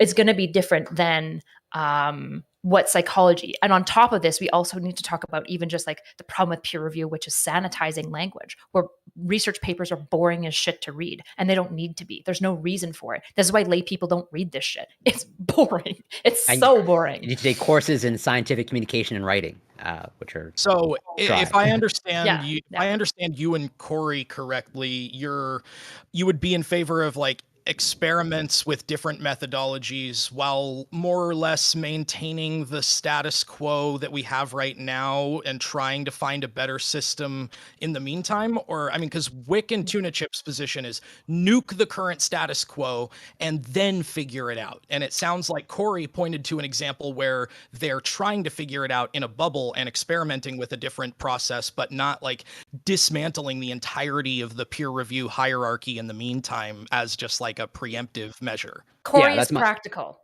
You will never nuke the peer review. Like, it won't happen. I would like it. If I could wave a magic wand, yes, I would nuke peer review as it stands right now. That will never happen. Corey's alternative is a much more likely and a much more within the system course correction. Like, in my mind, I want all of these editors who have been parasitic on science for 6 decades to be nuked. I don't want them in the field anymore. You're selfish and you're ruining science. Go away. You're not, but that won't happen because they're like the bigwigs. That'll never happen. So Corey's alternative is practical, but in my dream world, sure. I just don't advocate for dream worlds because I know that they don't happen. Yeah, no, that's kind of I mean, I have the same position about a bunch of different issues. If I had a magic wand and could just nuke the for-profit healthcare system, I would in a second. But there's obviously reasons that we need to take an incremental approach to dismantling it in the world we have now, rather than just like the issue is people, though, not because it wouldn't be better for the society. I think if we nuked it today, we would actually just see a broad improvement in science, right? I think that's what we're starting to see. Like some of the papers that I'm starting to look at, I'm like, literally, if we nuked it today, I actually think science would be better because it's so fun reading. Well, like, I love science. I love reading papers that have like little jokes like, help, these numbers are making me irrational. I'm a nerd. I love that shit. I think it's funny, even though it's not funny. It's very cringy. But this I think overnight science would be improved. I think lay people's trust in the institution would be vastly improved. I just think people will get in the way. And I realize there are big enough people and big enough fishes that it won't happen. So what are the actual solutions? Because I still want to see science improved more than I want to be vengeful towards people that I think have like fucked up science a little bit. Yeah, so again, like Portland, my point here is to advocate, right, for what I want to see. I understand that there are steps between what I want and what is. get it. I get it. Wick, Yeah, the Wick just like dictatorship is not reality yet. Yeah. with respect to the fact that I, again, did not expect this to be the topic that we were covering today, I would say that, like, I'm perfectly happy to hear solutions out, but, like, when your solutions are couched in reading or your criticisms are couched in reading material you haven't sent me, and I'm trying to, like, pick it apart on the fly, it's obviously a little bit difficult to understand your position when it's like, let's just destroy it and work backwards. Eon And Wagoneer, thank you for the raid. Eon Wagoneer, you're great. Thank you, gang. Check him out. He's like awesome. when you asked me to when you invited me on here, you sent me the paper that like you were going to refer to about the gender gap in education. So like I was prepared to discuss that. It's fine. Like, It's in fine. fact. I changed my mind because I got mad researching this. I got upset because I kept looking into this, and the more I looked into it, the madder I got, saying, "Wait," because I had stand this. I had been a big fan of peer review for most of my life. I'm like, peer review works. Peer review works. Peer review is great. Peer review does all these things. Peer review keeps all these things. I And didn't so know that. I'm See the irony in not the making open science person. You should have told me mad this a long time ago. I would have. Wait, so do you see the irony in getting so mad at me for having intuitive pushback to a position that you held until you did a bunch of research, but you didn't share the research with me in time for me how to mad change? do you think I am at you personally? You were wicking out. Your arms Yes. were flying all over the place. But that is why we're on a stage, brother. This is a Please. way better And this is your stage. for the record. Shut up, Smith. It's his stage. He's a passionate man. He's like, I'm freaking out about this. I'm going to talk about it on my show. Anyway, I want to make it wanna- clear. You've been putting a couple of words in people's mouths. I'm not saying fucking also, nuke it. I'm if I saying can make just it be super transparent. petty. Oh, sorry, I muted you. I'm so sorry, Tuna Chip. I had you muted. It's all revealed. Wow. I had you Jinx, muted when you were twice yelling now. at your roommate or whatever. Sorry, go Okay. ahead. I didn't mean to interrupt. No, be petty. I want to be petty. No, I'll be petty after. I don't need to Okay, interrupt be Tuna petty Chip. after. Tuna Chip, go, and then Okay. petty erudite.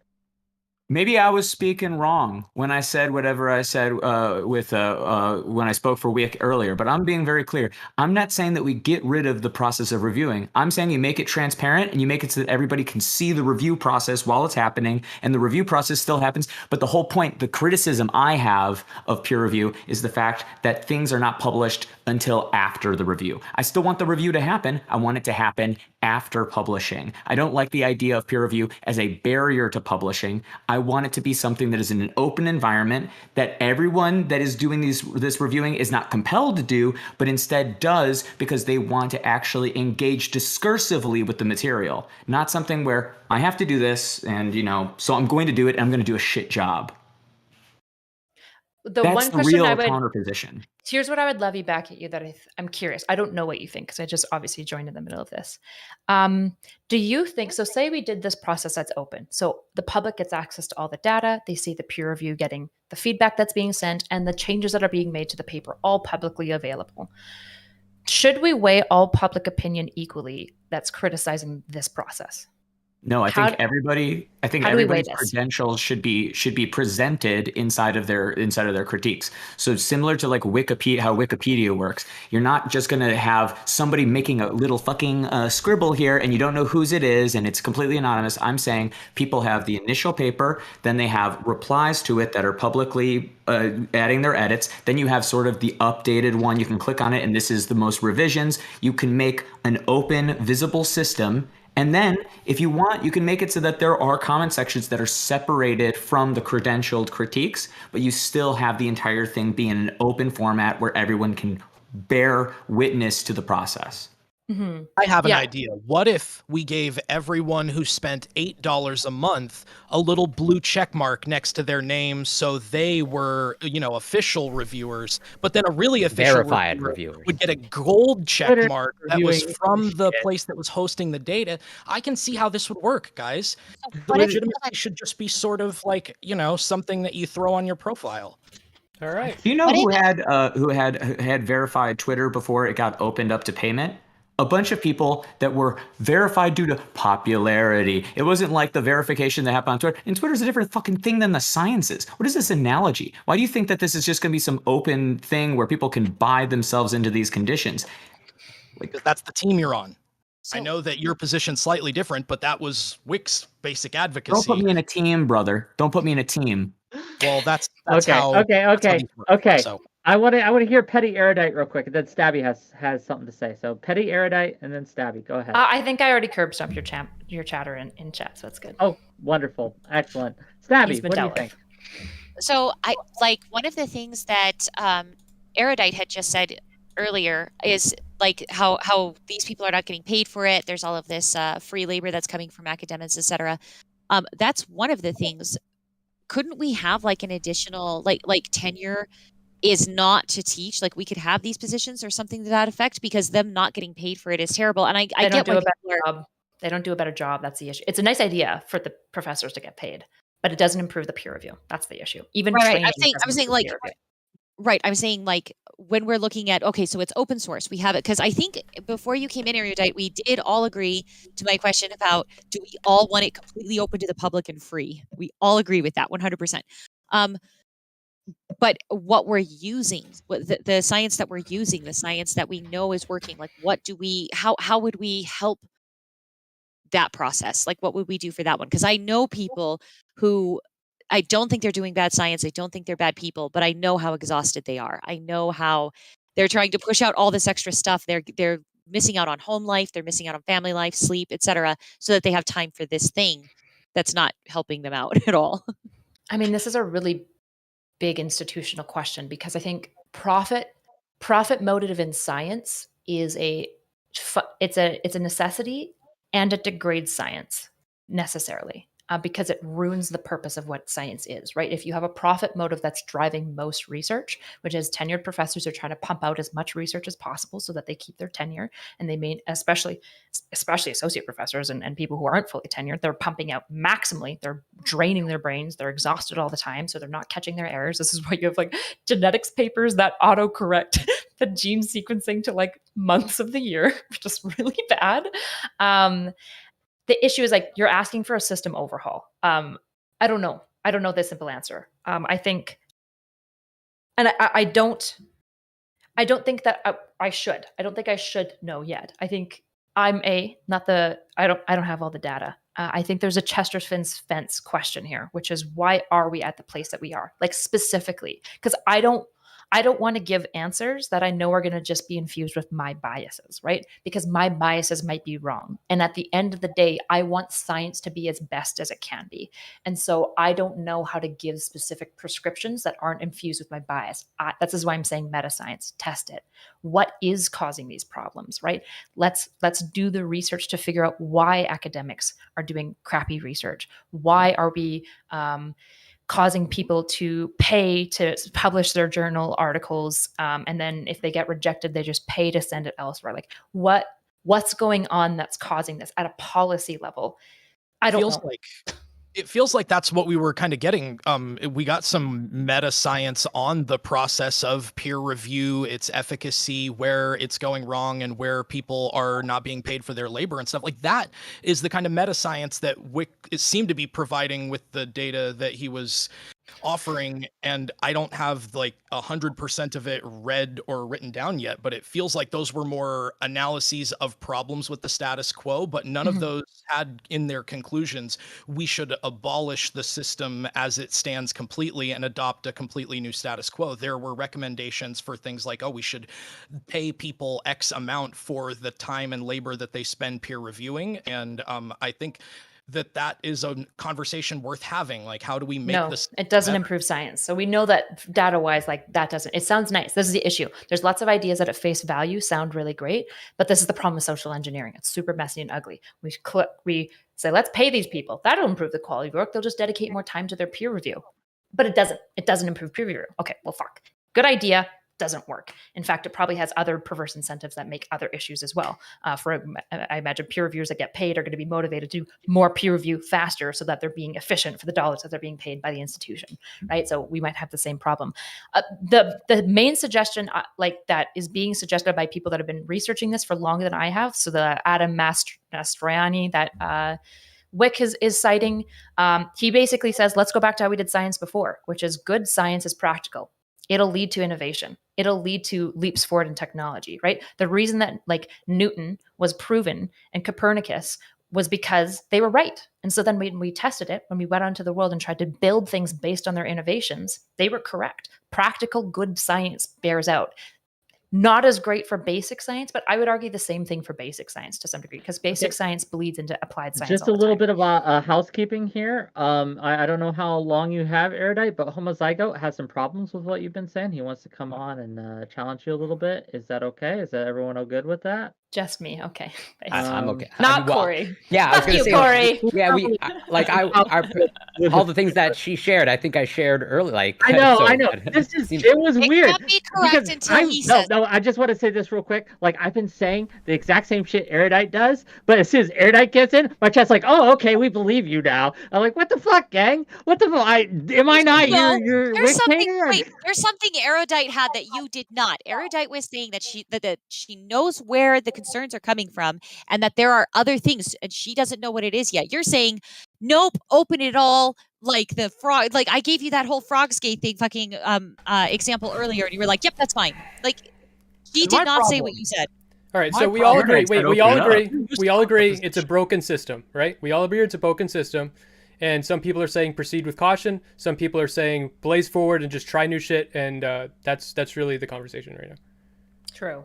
and to answer your question, I'm totally fine with homozygote, like fellow biologists. So how can I deny that? He's getting apparently, helpful to identify both. reportedly, he's getting his stream set up, and he'll be on here shortly. And we'll Awesome. get that done.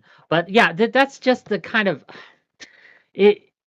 Again, the reason this is important to me is because when I find out that I have been wrong for a long, long time, I want to shout from the rooftops, my God, gang, I was wrong. I have found out, I have discovered that the thing I thought was truth is error. And it's important to me to correct the record because I want to be on the right side of things. And so, I want. I you guess to what have I this, would say- I do want to say. I want you to have this throw the baby out with the bathwater thing when we're talking about the traditions involving sexism and racism. I now expect you to have the same exact stance. Fair based. I think what I would say to like caveat what Wick is saying is peer review broadly works to probably some degree. I'm going to guess that upwards of 50% of research out there is still quality research with real data, with good scientists who are genuinely trying to do their job well, right? So the issue isn't that it's just like peer review is evil and bad, and therefore anything that says peer review, disregard it. It's probably fake science. In fact, trust Medium more than you trust peer review. That's not what I'm saying, right? Especially Medium. Don't trust anything on that fucking website.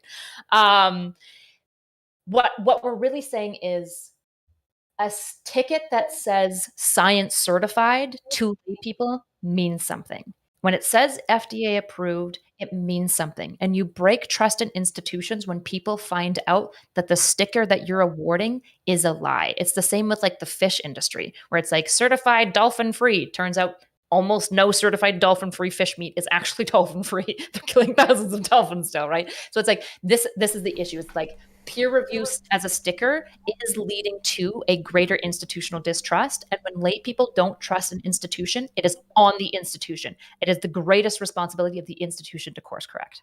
Not to But the- blame. I'm with Erudite on that one Removing because the when I'm institutional role doesn't. Okay, like sorry. when I'm waiting for a review on medication that my children need that I can actually afford, like I am waiting for that exact sticker. I'm waiting for all of that stuff to be finished so that I can actually afford this medication that I know is going to help because I can't afford the brand. Do So you really prefer the alternative, which is going on to online marketplaces, quote unquote, doing your own research and shopping for a prescription medication based on like a set of completely indiscernible factors where no one of them has a credential that leads you to any logical conclusion that it might be the best? You're just like taking whoever makes the best, most persuasive case's word for it? Portland, that's the fucking point Erudite made, is that the reason people are going to these fucking websites is because there's no fucking trust.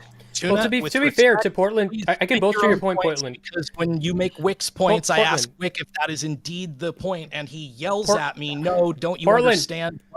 Portland, to support your point, like that's actually the case when it comes to nutrition. There's like a big problem as far as nutrition is concerned. People like supplements and shit. You can sell whatever you want. You can say it does whatever you want, and people believe it, and nobody really knows what they're talking about. So like everybody. We don't pull them until they start having horribly negative adverse health consequences, like when hydroxycut caused a bunch of people to have kidney failure a few years ago. Like, that's the cost of like crowdsourced, open forum, no credential, no barrier to entry, no institutional trust or gatekeeping kind of medicine, is we don't find out that there's something wrong with it until a bunch of people have died. Well, this is the problem. You're actually just weighing anecdotes now. I can give you anecdotes of sending 13 billion years and 13 years in research on Alzheimer's research that was fudged from the beginning. That's also really that's awful, right? So the issue is what we need is meta-science to study which system is providing more bad information more often of the time. I actually don't know. I haven't seen studies on it. I would be super curious to know. I'd be curious to know what the replication rate is of open free science versus peer reviewed. I genuinely be curious to know.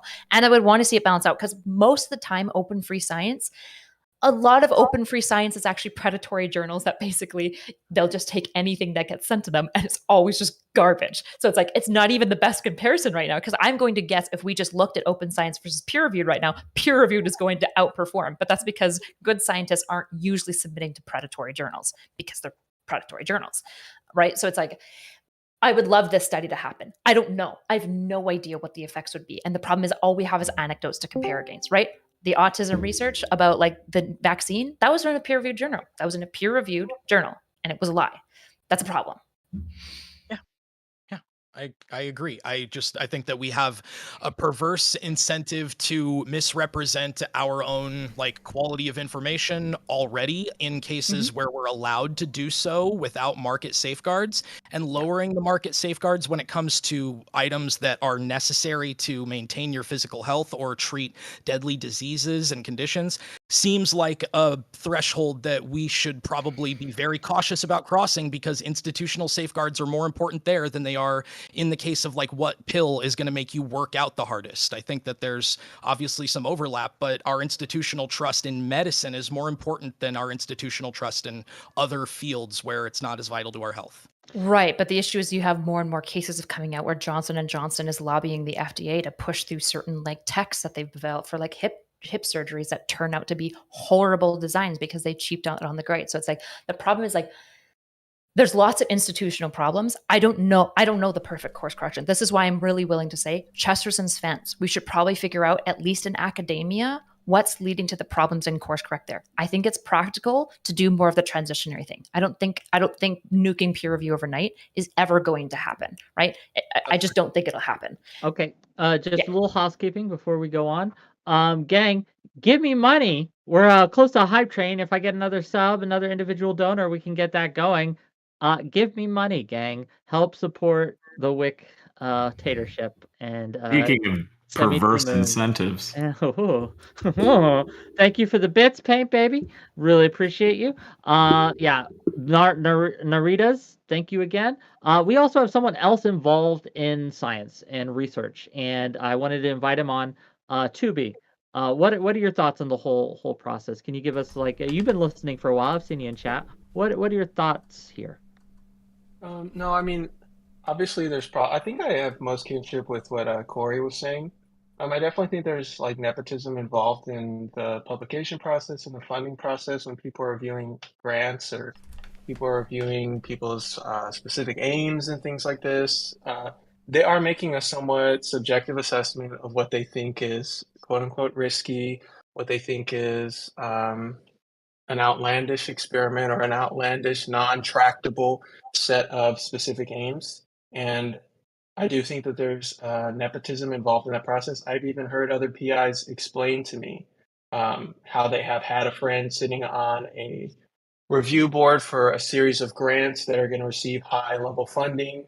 And because X person is on the review board, they will go out of their way to make it seem like someone who has an otherwise very competitive, very promising, tractable, and significant set of specific aims that would really advance the field. They will, they all talk about how they each basically have a single representative who has to really pitch to everyone else there. You should really want to fund this grant. If that person who's your representative for pitching that grant has someone else, that submitted a grant that they really want to receive the funding, they're in charge of pitching how everyone else should fund your grant. And if they don't want your grant to be funded because their friend's grant could be funded, they're going to kind of undersell your grant and all that stuff. And I've even heard other PIs say that they've seen that happen, and they've had to upsell someone else's grant that they're not even the representative of, so that it can get an equal chance of possibly receiving funding. Quid So pro that quo, right? right. Like, kind of, So you that scratch my back, I scratch yours. We'll make sure our exactly. science gets published, right? Yeah, that's just another kind of kernel to this that we haven't really explored a little. Corey mentioned it and touched on it a bit, but the perverse incentives for those in power to remain in power and secure their power and keep the hierarchy strong is just astronomical with this process. We're not Peer going to review. decouple scientific progress from perverse capitalist incentives, right? Like, we just have to learn how to establish the best system within that framework, because otherwise we don't have a system to fund science, or we have to fundamentally restructure the economy, and we don't have magic wands. So this is probably an impractical solution. In terms of decoupling science from capitalism completely, at least in the current status quo. You could possibly decouple peer review from the private market and make it a public agency. Sure, it sounds like there's not a lot of agreement on whether the peer review system should exist at all, or be a function of a private or a governmental body. So I mean, I would be open to hearing how that would work, but I mean, I feel like we're not going to be able to get very far trying to break apart the perverse incentives from the structure, from the greater industry of science in the world we live in, because that's always going to be an underlying motive for every scientific endeavor that people undertake. I mean, the vast majority of them. Another thing too that I wanted to say, Wake, was that even though I'm saying that, I also don't want to undersell how the hierarchy establishes itself, because people, in my opinion, science is about you proving that your efforts are well thought out and that they are tractable.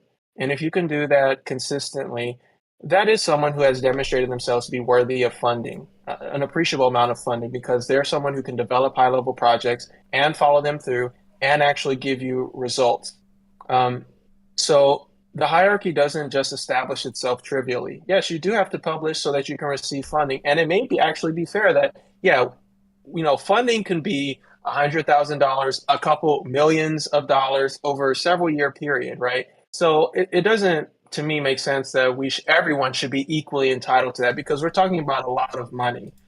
So for achieving high-level grants, yeah, you do have to have a publication history to be competitive. And I don't think that there's necessarily a problem with that. Now, that interpersonal politics kind of thing, I do find that to be a problem, because academia is actually really small.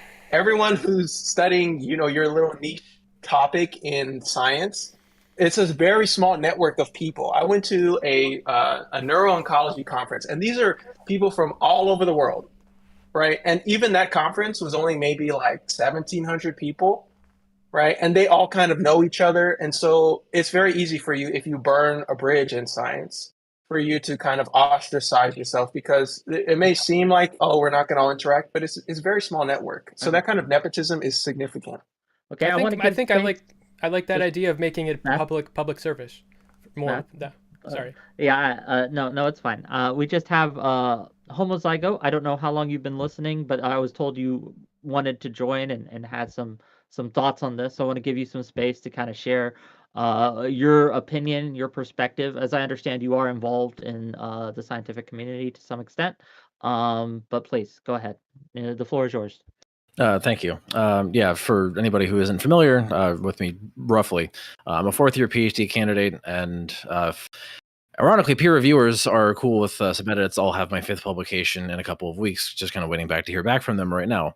But broadly speaking, I'm not really sure why anybody's wanting to abolish peer review. I think that's just kind of a ludicrous notion. If anything, the amount of gatekeeping in science needs to increase and not decrease. Peer review is a very necessary function of the institution. There are a lot of ongoing crises in science. We have a replication crisis. We have a data fabrication crisis. We have a race science crisis. There's a lot of different hydras, so to speak, that are currently breathing fire all over science, scientists, and academia more broadly. And I think some of the people, some of whom I'm not familiar with on this panel, have had some pretty good ideas that generally track with what I agree with. We need to incentivize peer review. We need to, I would argue, formalize peer review as a arm of the Office of Research Integrity, and to put scientists like Elizabeth Bick at the helm of those newly empowered regulatory institutions to hunt down data fabricators, to increase the consequences for data fabricators, and broadly speaking, to punish people for making up data or for trying to get around the system of peer review. As it stands right now, peer review does prevent a lot of issues, but it's by no means perfect, and it needs to be augmented and not, deleted or yeeted from the face of the planet to actually improve the institution. I think any notion that it's stifling innovation or creativity or whatnot is quite frankly baseless. And the things that do stifle scientists and academics from actually doing their work are the lack of money, and how a lot of said money is being siphoned to private industry away from academia. And this is reflected by the NIH modular budget not having increased for like at least a decade, if not more, to the ire of grad students, postdocs, and faculty all across the country. So peer review really is almost a victim in the broad scheme of how the institution functions right now, and it needs to be rescued from a lot of the problems that are making it less efficient and less functional than it otherwise should be. Okay. Hey, I like this guy. You sold me. Okay, so I guess I'm not sure where you were caught up on that conversation. Have you heard the data that people have submitted for the reasons why they are having issues with peer review specifically? I saw a couple of studies posted in the chat. I'm not sure which one you're referring to. If there's one you're thinking of, let me know.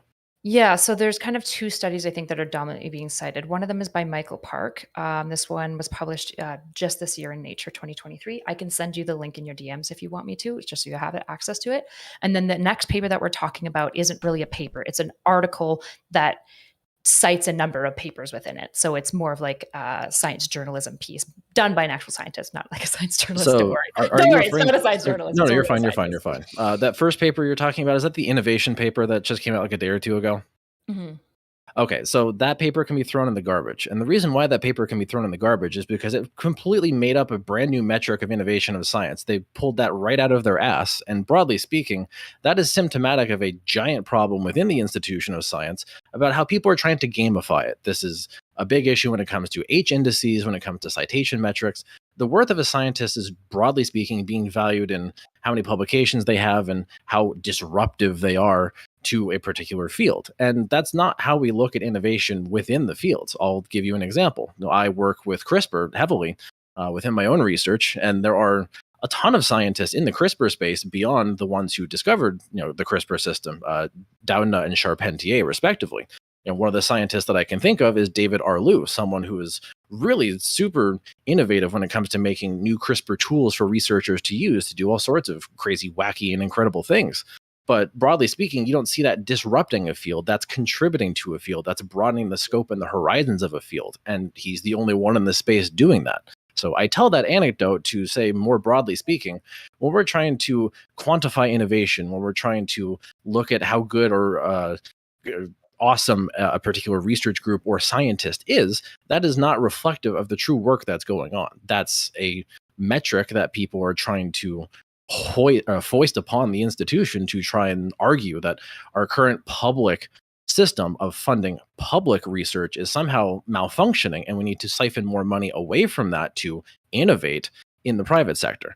When in reality, when you look at the private sector, especially if we're talking about biomedicine, most of that shit goes to die in phase 3. So when we really think about it, a lot of the things that we have going on right now in science are thanks to public research. COVID vaccines are a big one that came from NIH science that then ultimately got patented, which I very much disagree with, and handed off to Moderna. Pfizer did their own thing independent of the government, but broadly speaking, they still utilize government research. Just real quick, Kyla, you're muted on your stream. No, I got it. I fixed it. Okay, fair enough. Yeah.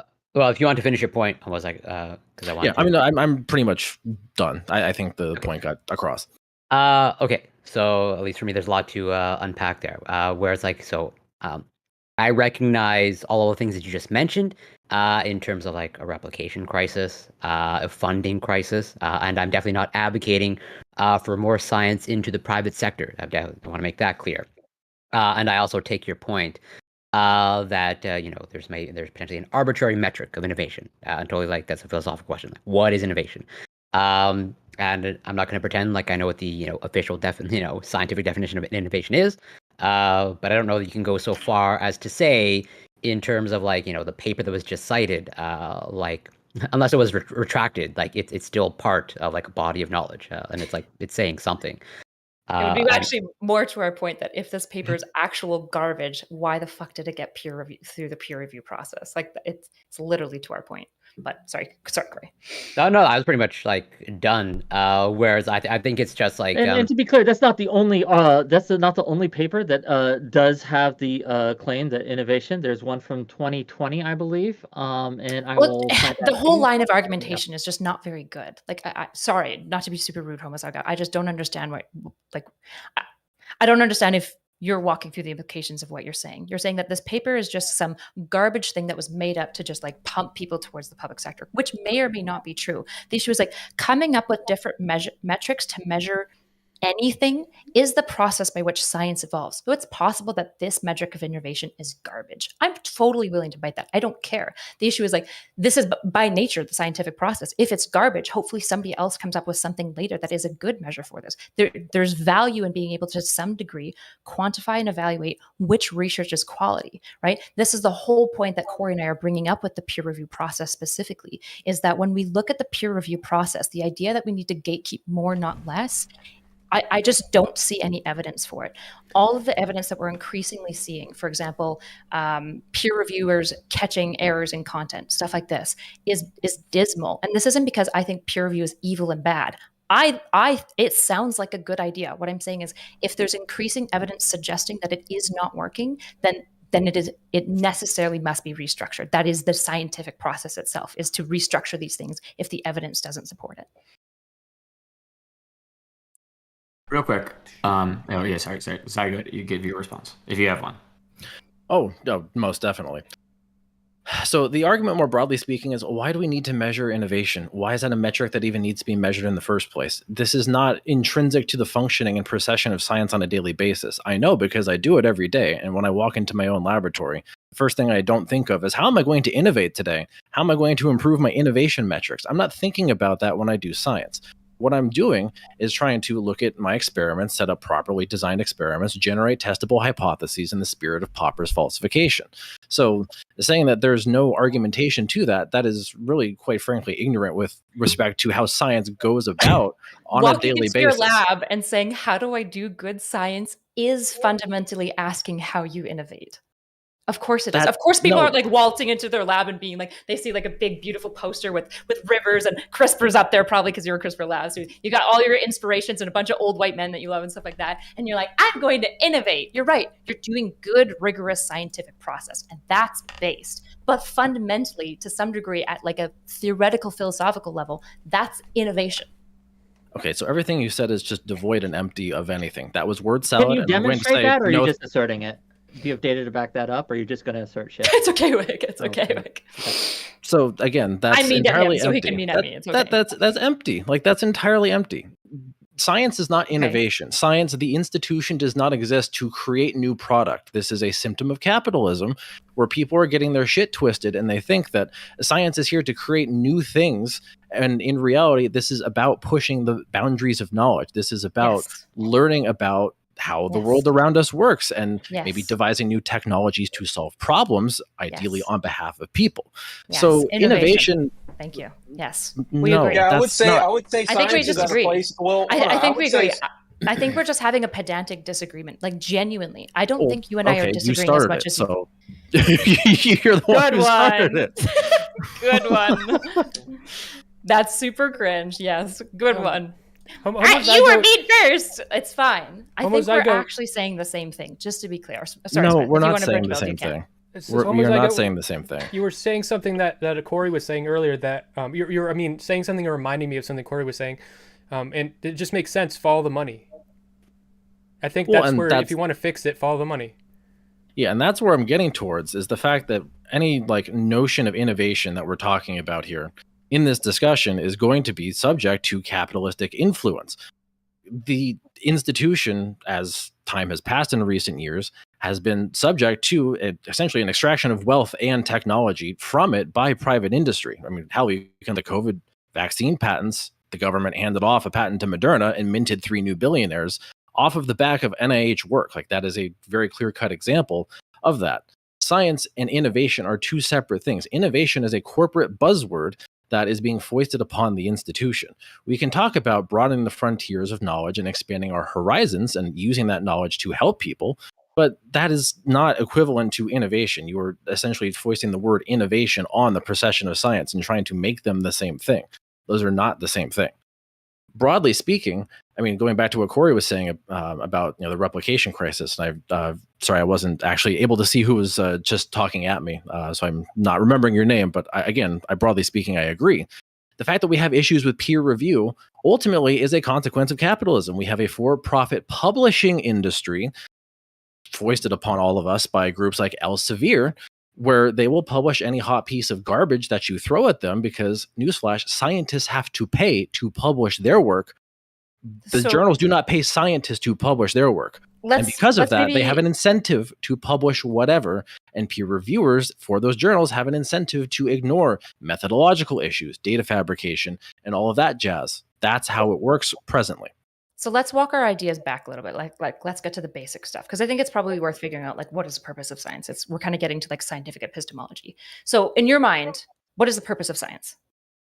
What's the goal? I guess maybe is a better question. So broadly speaking, science is about understanding the world around us. Mm-hmm. And so ideally, if science is progressing, we would expect to have new findings, correct? Like, we're obviously further ahead than we were 2,000 years ago. We've discovered things like the cell. That was pretty based of us, right? Yes, we have more understanding than we did before. Yeah, so finding new things, new ideas, stuff like that. Sure. Okay, new ideas is innovation. That's all we're saying. So, yes. Okay.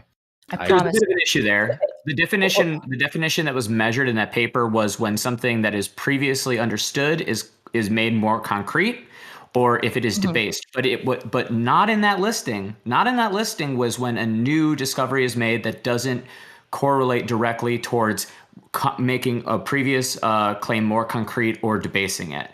So there is something different in the way that paper or in those studies are measuring innovation there. That's not actually being carried. So there is a difference here, even in how the paper is using innovation. I believe what you're talking about would fall into the second thing. And just to be clear, I'm not married to this paper. If there are better ways to do meta science and evaluate our institutions, I'm fine with that. I'm not married to this paper. If it turns out that this paper's formula was bad, that's fine. I don't even care about measuring innovation necessarily. What I'm concerned about is looking at things like, are we improving our replication crisis? Are we fixing all the issues that homozygote listed as problems in academia? I want to see these issues improved. And I don't believe that peer review is leading to the outcomes that we wanted it to. Not because we're all these malicious things and peer review is stupid. It's just an idea that didn't work. So we need to go back to the drawing board. That's what I'm saying. And just to be clear, right? If your problem with peer review is capitalism, that's what created peer review in the first place, was capitalism, because they needed a way to give money to the different things. They needed a way to do that. And so they created the peer review process in order to do that. Capitalism spawned peer review. Quite literally. So if that's your problem with peer review, then its source, its root, its foundation was capitalism, and you have a problem with it.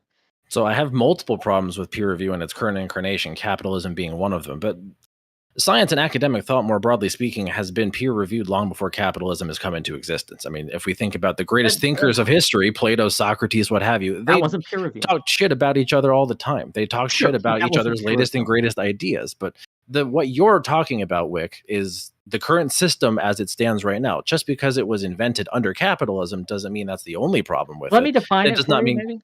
So we know, and we're talking about the same thing. When I say peer review, I'm talking about the current process that is the used structure we have now of peer review. The structure we have now, right? That did not exist in Aristotle's day. They would publish things and then they would check each other's work. Right. They would assert things, they would publish it, and then they would check it. Right now, you cannot get published until you go through that checking process, which is couched behind a curtain. Institutionalized. Yeah, it's institutionalized. There's hierarchies, money involved, all these issues. What I'm advocating for specifically is to remove that, right? To remove that part of the process, allow these things to be published, and then vetted by the scientific community. Does that Yeah, make sense? so number one, that makes sense. Number two, we're splitting hairs on the definition. The point that I was trying to make is that people have been evaluating each other's ideas regardless of the institutionalized status of the knowledge. Nobody But has the a problem with that. Nobody's arguing against just intellectual peer review. Everyone is arguing against the institution itself. Right, Well, and do you if you will let value me the get to that, hierarchy? I will. Do you Yes, value the I hierarchy? do value this Okay. hierarchy, Hey, and the give him reason space. why I Give him value. space to give him space to answer. Okay. He's been addressed. He's getting a little dogpiled. Let's give him some Well, space. I to respond, asked a please. hierarchy question because I think that gets to the point of the Okay, disagreement. Smith, Just let him answer. let homozygote respond, please. So here's the thing. If we're talking about the very specific proposition of peer review after publication, that is fundamentally absurd and even more broken than the current incarnation. And we can turn to the pandemic as a very clear-cut example of this. We have things called bioRxiv, medRxiv. These are what are called preprint servers. These are where publications go to sit in a public-facing way, pre-peer review by the institution. And we've had tons of grifters, tons of people making shit up, tons of people trying to claim that, vaccines kill you, publish things on these preprint servers where there are no controls, where there are no regulations. And that has literally been weaponized to drive people away from getting COVID vaccines. And the people who have done that very clearly have blood on their hands because they abuse that functionality of preprint servers, bioRxiv and medRxiv more specifically, to do that. This is why you need a gatekeeping function for scientific literature, because you need people who have the years, if not outright decades, of scientific training to properly evaluate the things that are being submitted for publication before it is made publicly available. Now, that does not mean the process has to have zero transparency. That is a current ongoing improvement with peer review. You've had more open access journals where the peer review process has been very public facing. You know who the editors are, you know what their comments are, they are released to the public, the authors are allowed to respond, all of that commentary, that back and forth between authors and peer reviewers is public facing. So the idea that we can have peer review after publication is going to result in a scientific institution that is even more broken than it already is. This is just what if I'm understanding you correctly, homozygote, so I'm interested in your thoughts because I brought this up earlier in terms of it seems like you're advocating for what eLife is doing in revamping their peer review process, which if you're familiar, in terms of making it more clearly taking steps to change it. Something that's a little bit more transparent. That's totally different than what we currently do. Are you more in favor of that? I'm familiar with the eLife system. I still have some disagreements with it. I think it's a step in sort of the right direction. I think the disagreement I have with the eLife system is that essentially they're now giving a stamp of peer reviewed to anything, and then the authors of whatever that was can take that stamp of approval to somewhere else and say, okay, That's this our has been argument. peer reviewed, Yes. publish it. I disagree with that too, because that's contingent upon who's doing the peer reviewing. This all goes back to who adjudicates. And this goes back to issues with scientific epistemology, insofar as the scientists as instrument question, who are the people doing the peer review? But with that being said, if we reflect upon the state of the institution right now, we are graduating an excess amount of PhDs. We have an excess amount of graduates with proper training who cannot find jobs. And that's my ideal incarnation of peer review, is that this is a more formalized part of government, part of the Office of Research Integrity, where people have living wages, or this is their 9-to-5 work, where they peer review in a specific discipline, ideally the one they were trained in, as a profession. This is going to go ahead. The issue is that when we look at the data on even trained and paid peer reviewers, it's not improving the process. They're still missing about 70% of major errors in paper, right? I'm talking about RCTs that are claiming to be RCTs and are correlational studies. They're missing this. T-bar, literally just Times New Roman T's put on top of graphs instead of actual error bars. I saw that. Yeah, right? I saw that. Crazy shit. So what we're saying is that all of the arguments you're making, we agree. We agree. And the issue is that further gatekeeping peer review is not obvious that it's the correct answer. The idea, it feels like the homeowners association, where we're like, there's risk, so let's clamp things up tighter. Let's make the sacred text even less accessible to people. And I'm telling you right now, all that's going to do is make lay people distrust scientists even more. And it's going to lead to less overall scientific endeavoring because it's putting an even greater burden. And the issue is, follow the money isn't the problem. Capitalism isn't the money. Perverse incentives are the problem. That's the issue that we need to deal with. And what we're saying is that in the peer review process, there are so many perverse incentives and not enough fail safes in the system that even peer reviewed stamped papers, as you said, that people think are peer reviewed and quality science are coming through, and they are not. They're not replicable. This is a really big problem because that means we're selling a sticker of science to lay people and then later having to walk it back over and over and over again. At this point, I literally think buyer beware would be better for lay people's trust in the institution than anything else. Like, it's peer review is so fucked right now. It's so fucked. Okay, so I'm we've gonna moved the go ahead, goalpost a little bit. recuse myself from the rest of the conversation, guys. It sounds like you've got a pretty good track here to go for however long Portland, you we want. love Thank you. for Where having can me. people find you? Take care. Be well, Portland. Starting at Twitch and Twitter, and I will be doing a stream with Tuna Chip next week to prove once and for all, am I racist? So see you guys then. Yes. Thank you for having me. Pleasure to meet the couple of you I never have, homozygotes and guy in the bottom corner. Thank you for coming, my friend. Thanks, guys. Thank you for coming. Bye-bye. Okay, carry on. Portland. Okay, so I think we're moving the goalpost a little bit because you spoke to what, quite frankly, is capitalism. I think you literally just explained the profit motive, the financial incentives, as I described it with the for-profit publishing industry, and they're essentially trying to abstract that from money. We recognize that there is a replication crisis. You are speaking to something that is genuinely happening. There is a replication crisis. And if we're talking about peer reviewers not catching allegedly 70% of errors or some statistic like that, I would actually like to see where you're getting that information for my own erudition. But besides that point, 30% is the high number. Most are getting about 25%. Can you link? Yeah, can you sure, I link? can link you. Yeah, Thank you. absolutely. That's appreciated. So again, broadly speaking, this is, if we're talking about perverse incentives, money is the most perverse of all of these incentives because the entire publication industry as it stands right now revolves around it. When scientists are the ones paying to publish, paying journals absurd amounts of money to publish, the journals don't care what they have to publish. They're not incentivized to do peer review because they're making money regardless. They're not going to sit down and actually do the work to catch errors, to look at things that are not full of the best and most robust methodology. A small pause, a little housekeeping. I have to use the restroom. Corey, you're in charge. Tell me back. No slurs. You know me, Whick. Say it. Do it, Corey. I know you've been itching to drop every slur in your vocabulary. Go, go, go! You're going to see my limited vocabulary. I'm an idiot. Yeah, I mean, you can go ahead. I'm going to take a look at what Not So Good Guys just sent me. So, yeah, like, I agree with you. Like, I'm on the same page as you in terms of, like, the current journal system is, like, awful. And I'm all for pretty much, like, abolishing, like, these for-profit journals.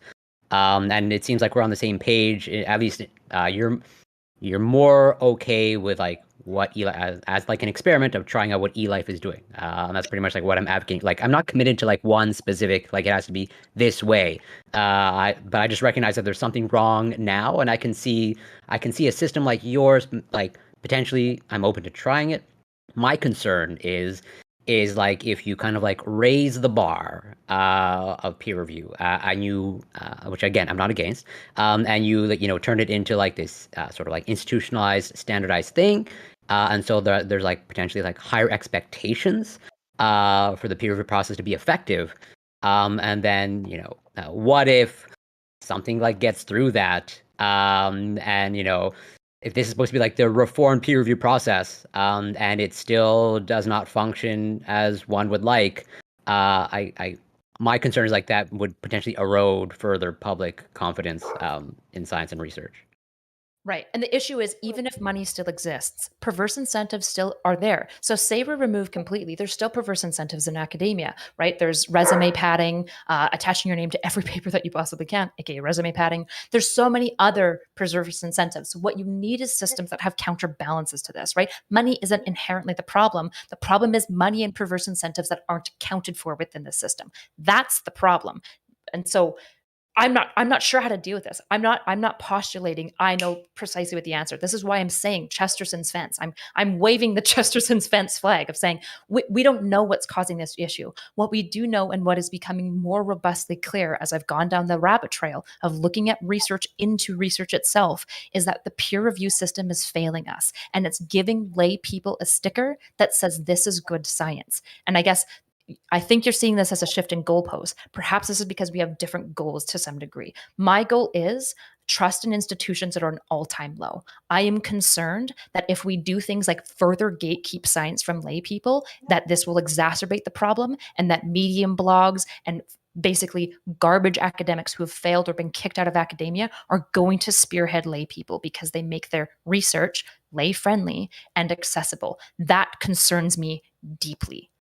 Like that is the most fearful thing to me, because I think we're concerned about the same risk, which is bad misinformation getting out there. I think we have the same goal, right? Okay, so I'm going to make your concerns worse by letting you know everything you described is already happening. Lay people do not read peer-reviewed literature over their morning newspaper and coffee. That's not a thing that happens, broadly speaking. There will be a non-zero amount that do, but what you're actually speaking to is the lack of science communication within the institution that exists in that empty space to take peer-reviewed published literature and actually have discussions with lay people about it in terms and words they can understand, so that they have a working grasp of either what's going on, COVID being a really good example. They have a working grasp on, what are the risks and benefits of this vaccine? What are the risks and benefits of this antiviral drug? What could this virus possibly do to me?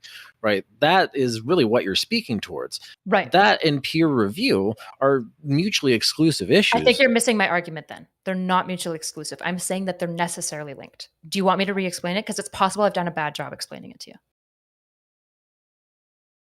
I agree. I am talking about science communication, and I'm saying peer review is necessarily linked to this. Okay, explain how peer review and science communication are linked. Perfect. Okay, so what I'm saying is peer review to lay people, especially lay people who somewhat trust the institution, is a sticker. It's a seal of approval. This is peer reviewed. It's good. It is science. Lay people see that and they go, that's science. That's real science. The problem is that if peer review is not actually properly vetting out really bad science regularly, what you have is an issue of a sticker that is saying that this is quality, and it may or may not be. It is actually worse than buyers beware. It literally is, because this means that you have a bunch of people believing that you're being sold one thing, and they may or may, the quality assurance is not there, which makes the distrust in peer review. And more importantly, they don't distrust peer review, they distrust science as a result of it. It's a lie of a sticker. That's why it's the peer review is the bad communication. Okay, so I think that's a very charitable definition of communication. I understand what you're saying, that people look at peer-reviewed literature and they view that as having a veneer of legitimacy draped over it because it is past the peer review process.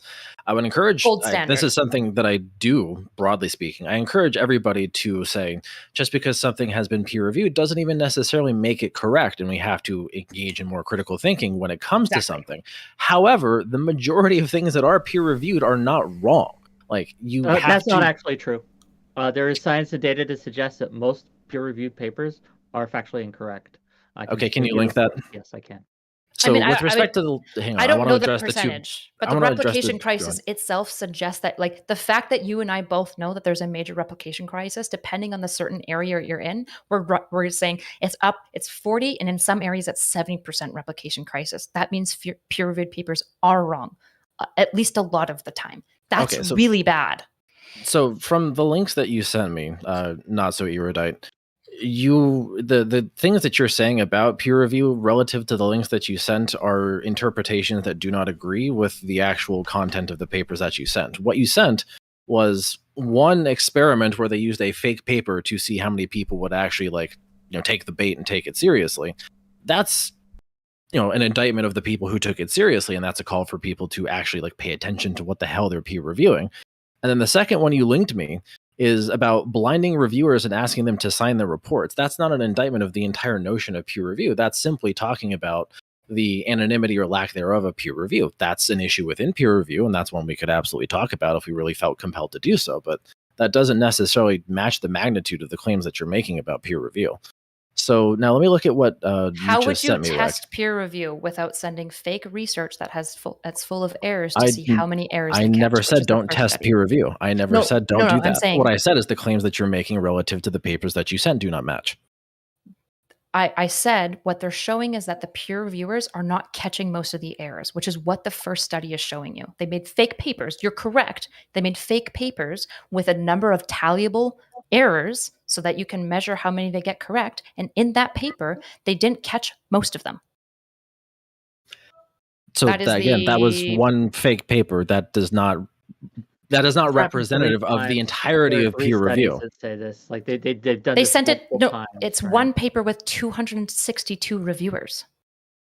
Okay, this is one experiment that is not representative of every instance You're of peer right. review. I don't You're know right. how many times I can say the Hold same on. thing. You're right, but an N of 262 isn't nothing. It means that it might be nothing. But God dog, I'm you not should saying to probably test ignore it it. either. I'm not saying to ignore it. I'm just saying one instance of 262 peer reviewers not catching something does not mean every single peer reviewer ever is going to act in the same manner. Like No, it sample means size that is in there to this increase study of power to a study Yes, like the I one you're realize describing. this. And a sample size over 100 in most psychological studies is viewed as a solid sample size, right? Yeah, it would be better if they had 1,000, but really we don't need more. Like, especially 1,000 is pretty excessive. It's good for especially like a meta-analysis, but you would agree, right? You would agree with the central limiting theorem that technically over 30 you're allowed to say that this is valid research. So it's like it feels like you're just hand waving it, and it's like the only thing I'm saying is if you get deeper into this, there's more and more research that is indicating my directional claim. That's a problem because I don't want my claim to be true. But if it is, peer review is failing. That's what my problem is. The evidence is further and further showing that. Okay, so that's empty sophistry because, as I said before, the claims that you were making based off of the 3 papers that you sent me do not match. And now I need to go back to what Whick you just sent me because you just sent me a paper from an anti-vaxxer that says all science is bad. You sent me a paper from Johnny Anadis, man. The man thinks that if you're going to get a COVID vaccine, your heart's going to blow up. That's completely and utterly invalid. Entire institutions like the CDC has said Johnny Anadis is a piece of shit, man. Like, come on. You're better than that. You're so much better than that. Come on. So what about trust? So trust in the institutions is a big thing. If there was a study that showed that making these certain changes would improve trust or decrease trust, that would be an interesting study. But couldn't just this conversation itself like cause like damage to the trust? You're literally lying about these papers. What the fuck is going on? Me? Yeah, no, not you, Smith. Homo. What the literally, what the fuck is going on? What are you trying to say? Why are you coming in here with fucking debate bro terms, condescending as shit? Which, yeah, I was mean first, right? But it's just like, why are you lying about what these papers are saying? I don't even understand now. The blind review sign off isn't what you're saying it is. Literally what they did, I'll walk everyone through the methodology so that everyone has a clear picture. What they did is they had 221 reviewers have real published paper, but then they took the published paper and they added 8 major weaknesses into it to resend it to reviewers to see if they would comment on the number of weaknesses in the paper. And that study found that the number of weaknesses, the 8 that were commented on, they only caught, what was the number? Let me look it up again. 25% of the weaknesses in there. What the fuck are you doing? Why are you just lying now?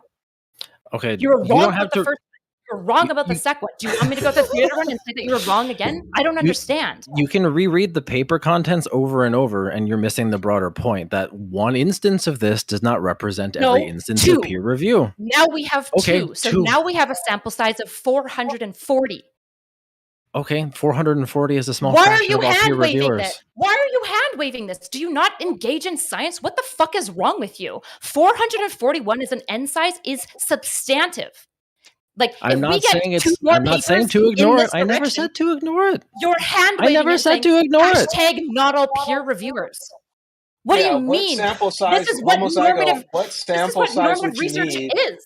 Because the Okay, so problem, you so tell me. Erudite is having is like Go what ahead. sample size would, because she has multiple studies. You said the criticism you have for the first one is that the N wasn't sufficiently powered, right? Okay, well, she gives you a second study. The N is twice, almost around twice what the first one was. Okay, And in that's the same no. direction. The And second link, the and second link that she gave me was not even the same kind of experiment. It was talking about You're blinding right. the names of the peer reviewers. So what second Yes. study are we talking Okay, but about? The second study, God, did you not read it? The second study blinds the peer reviewers to the names and added 8 weaknesses to an already published article. They blinded the peer reviewers so they didn't know that it was their favorite academic e-celeb who wrote the paper. That's it.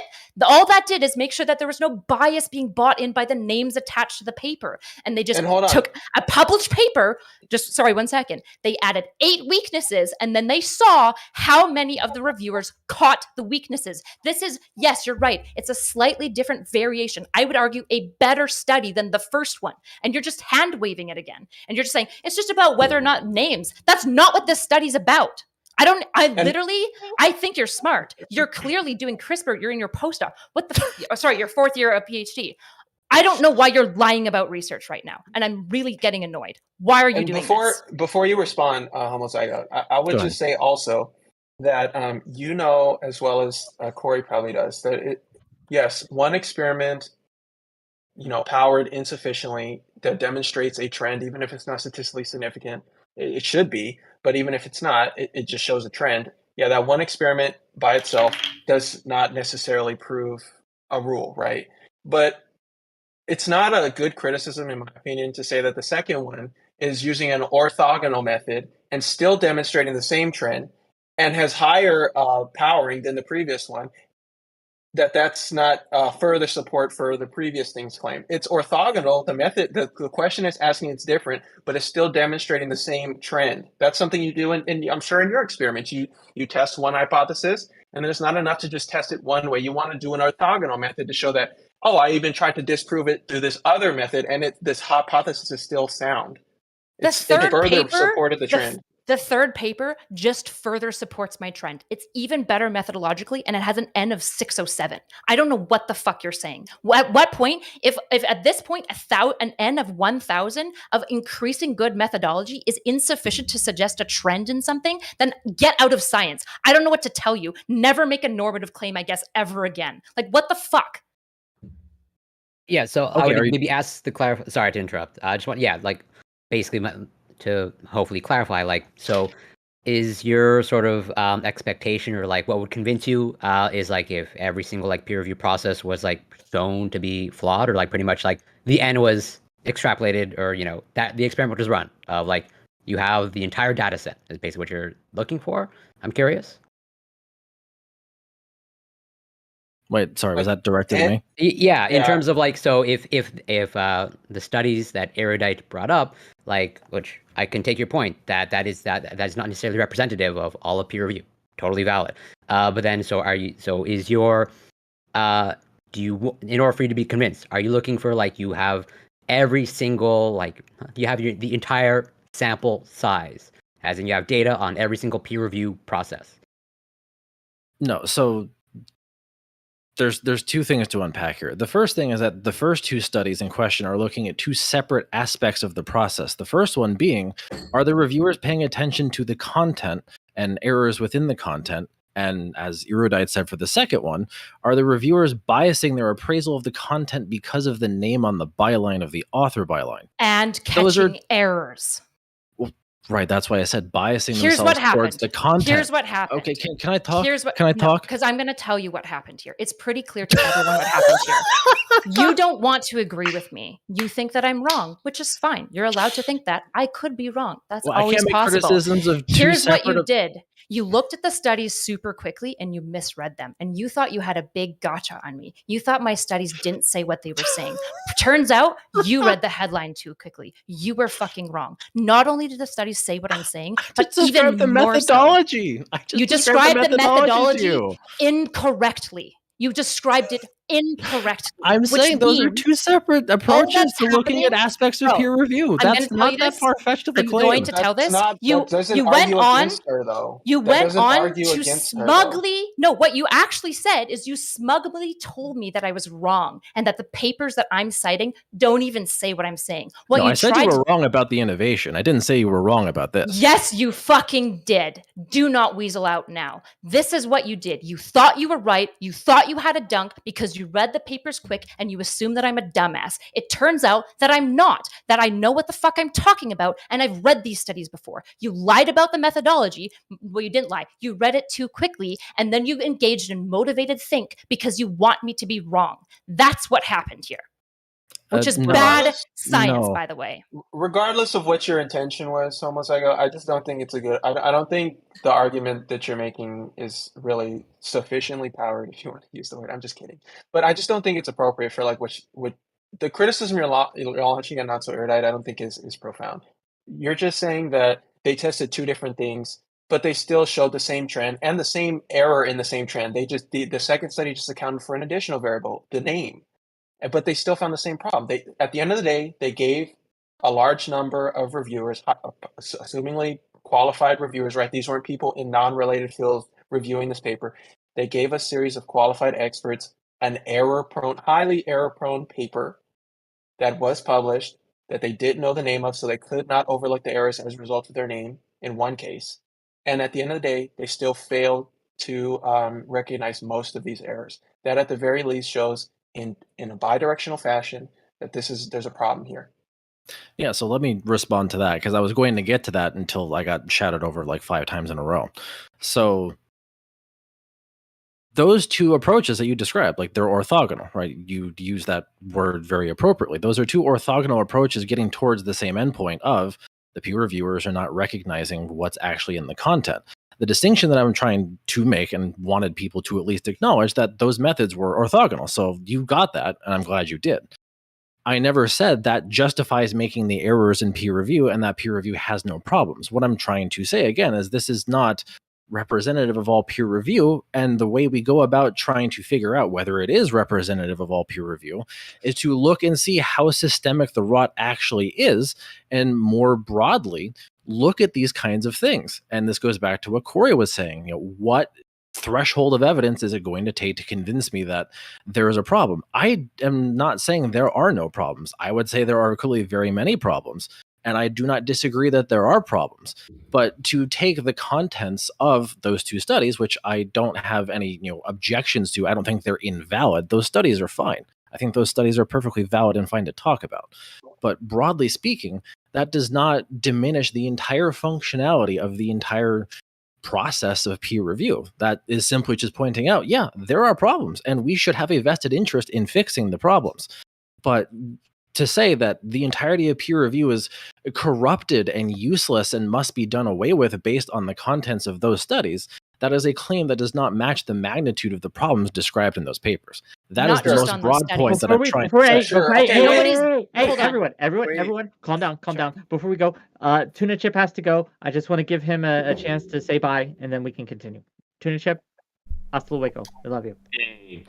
See you later, well, Rick. Before Erudite goes, I'm sorry, please. Before No, Erudite you goes- can bridge build. It's good. You're good. Yeah. Before Erudite goes, yeah, I understand what you're saying, but nobody here is well, I guess some people are, but I don't. Erudite said she's kind of she doesn't know what the solution is. She wants a more metadata analysis kind of approach to figure out what is the problem with research as it's being conducted, so we can figure out how to do it better. I think, but still, I think the criticism that she's saying is still valid. Like at the end of the day, there's something wrong with the process. To deny that there's something wrong with the process is ridiculous. I think this is enough data and is sufficiently powered for the claim that the peer review process has a major error in at least recognizing glaring, huge errors, right? These weren't like subtle errors that you need to be a hyper-aware professional in the field to have reviewed multiple papers to acknowledge. These are glaring errors that, glaring as they qualified them to be, errors that were missed. I think Erudite said they got like 25% of them. Okay, that is bad. 200 and something people, 400 and something people got less than 1,000. 1,000 reviewers. Yeah, reviewers. So these are people who are experts in the field. This is a problem. I think the only other thing that can make this paper more powerful, any of those papers, is if that N was like divided by the total number of people who could have possibly qualified to review the paper. But even if you don't include that, 400, 200, 1,000 people, these are huge numbers because you also have to keep in mind, I'm sure you know, and I know Corey knows, and Erudite probably knows, the total number of people that are possibly qualified to review any of these specialized niche topics in science is not that large. So 200, 1,000, that's a lot. To say that these ends are in problem though. What? Who said that there wasn't a problem at all? Like, who said that? Because I've heard everyone. Well, the issue is that at first he was claiming that the papers weren't saying what Corey and I were saying it was from the very beginning. So that was the first issue. He's walked that back now, based. The issue is that now he's saying, well, these papers aren't enough to substantiate all your claims. These papers aren't all that we're using to substantiate our claim. We have multiple papers and then just other critical analysis that we've levied to substantiate all of our robust claims. It's not like we just use 3 papers to be like, see this one problem, so kibosh the entire system. Here's the problem. What is the purpose of peer review? It is to find methodological errors and vet out bad science. We now have a normative study. We have 3 studies with an N of 1,000 suggesting that peer reviewers are failing to do that at a 70% rate at best. That's dismal. That means the crux of what peer review is for is failing. That's a problem. And when lay people hear this and then they hear big copium of we just need to be harder, do more peer review, they go, what the fuck is wrong with you? Like, it's a big issue. If the whole point of peer review isn't working, what the fuck is it for?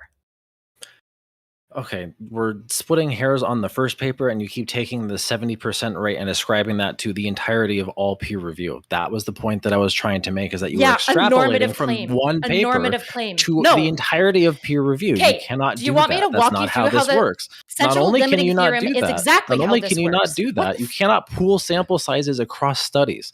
You would need to conduct a meta-analysis on all of the studies looking at errors caught in peer review. So then don't do that. You are saying N of 1,000. You can't say N of 1,000. Bro, I promise you. You are taking claims made in 3 separate papers, combining all 3 of them inappropriately, and using that as an indictment against the process of peer review. So what I'm saying, don't broadly disagree. We have to get to the right answer using the correct math. That's the point that I'm trying to make, and that's what you're not doing. We agree that there are problems with peer review. Keep lining yourself up for the chopping block. I don't know why you're doing this. It sounds like we mostly agree now, and you keep shoving words in my mouth that I'm not doing. Stop trying to smugly just say that I don't know how to do fucking science. Obviously, I realize that 3 studies independently isn't a meta-analysis and it collected R value. I obviously fucking know this, but we can make normative claims because we have enough evidence to suggest a normative direction. And of course, I can start applying this to all peer reviewers unless you can prove to me that in all 3 of these studies, there was a major selection bias that kept causing just basically the worst fucking peer reviewers to rise and be selected for these studies. That's now on you because my hypothesis has just been shown. I'm allowed to make a normative claim. That's what the fuck the central limiting theorem is for. By the way, of course I can make a normative claim. That's what these studies are fucking for. So I don't know what the fuck you're saying with that. I just don't know if maybe biology just never works with large sample sizes. I'm not really sure what the fuck is going on there because you know this. I'm not saying that it's a meta-analysis. Of course, a meta-analysis might tease it apart and we'll probably see a slightly smaller effect size because that's usually what happens in meta-analysis is you see a shrunken effect size overall, which is based. And I want there to be a meta-analysis. But nothing of what you're saying is disproving anything. You're just being bitter now. It's fucking annoying. Stop. I'm not the one screaming at the top of my lungs, so don't ascribe emotion to me, number 1. You're right. You said you were mean first. You're right. Well, I said you were wrong about the innovation part, and you were, and you still are, but that's a non sequitur. That's irrelevant. I was never here. wrong about the innovation. I never hung my hat on innovation. You literally, you came in here hanging a hat on innovation, but again, I literally that's a non sequitur. wasn't. They asked me, how do we define innovation? So I went and found one of the definitions that's being used right now. I'm not hanging my hat on it. I've waved Chesterson's fence from the very fucking beginning. You're fighting a ghost.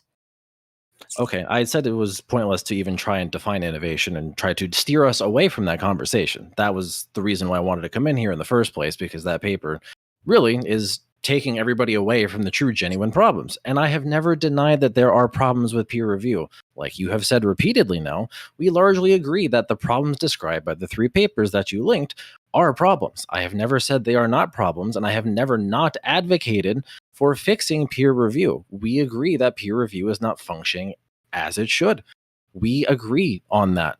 I want to help us get to that point where we all agree that peer review is not functioning as it should by properly interpreting the 3 studies instead of improperly interpreting the 3 studies. That's all I wanted to do with that. And then you proceeded to take that and interpret it as a personal attack, and you started yelling.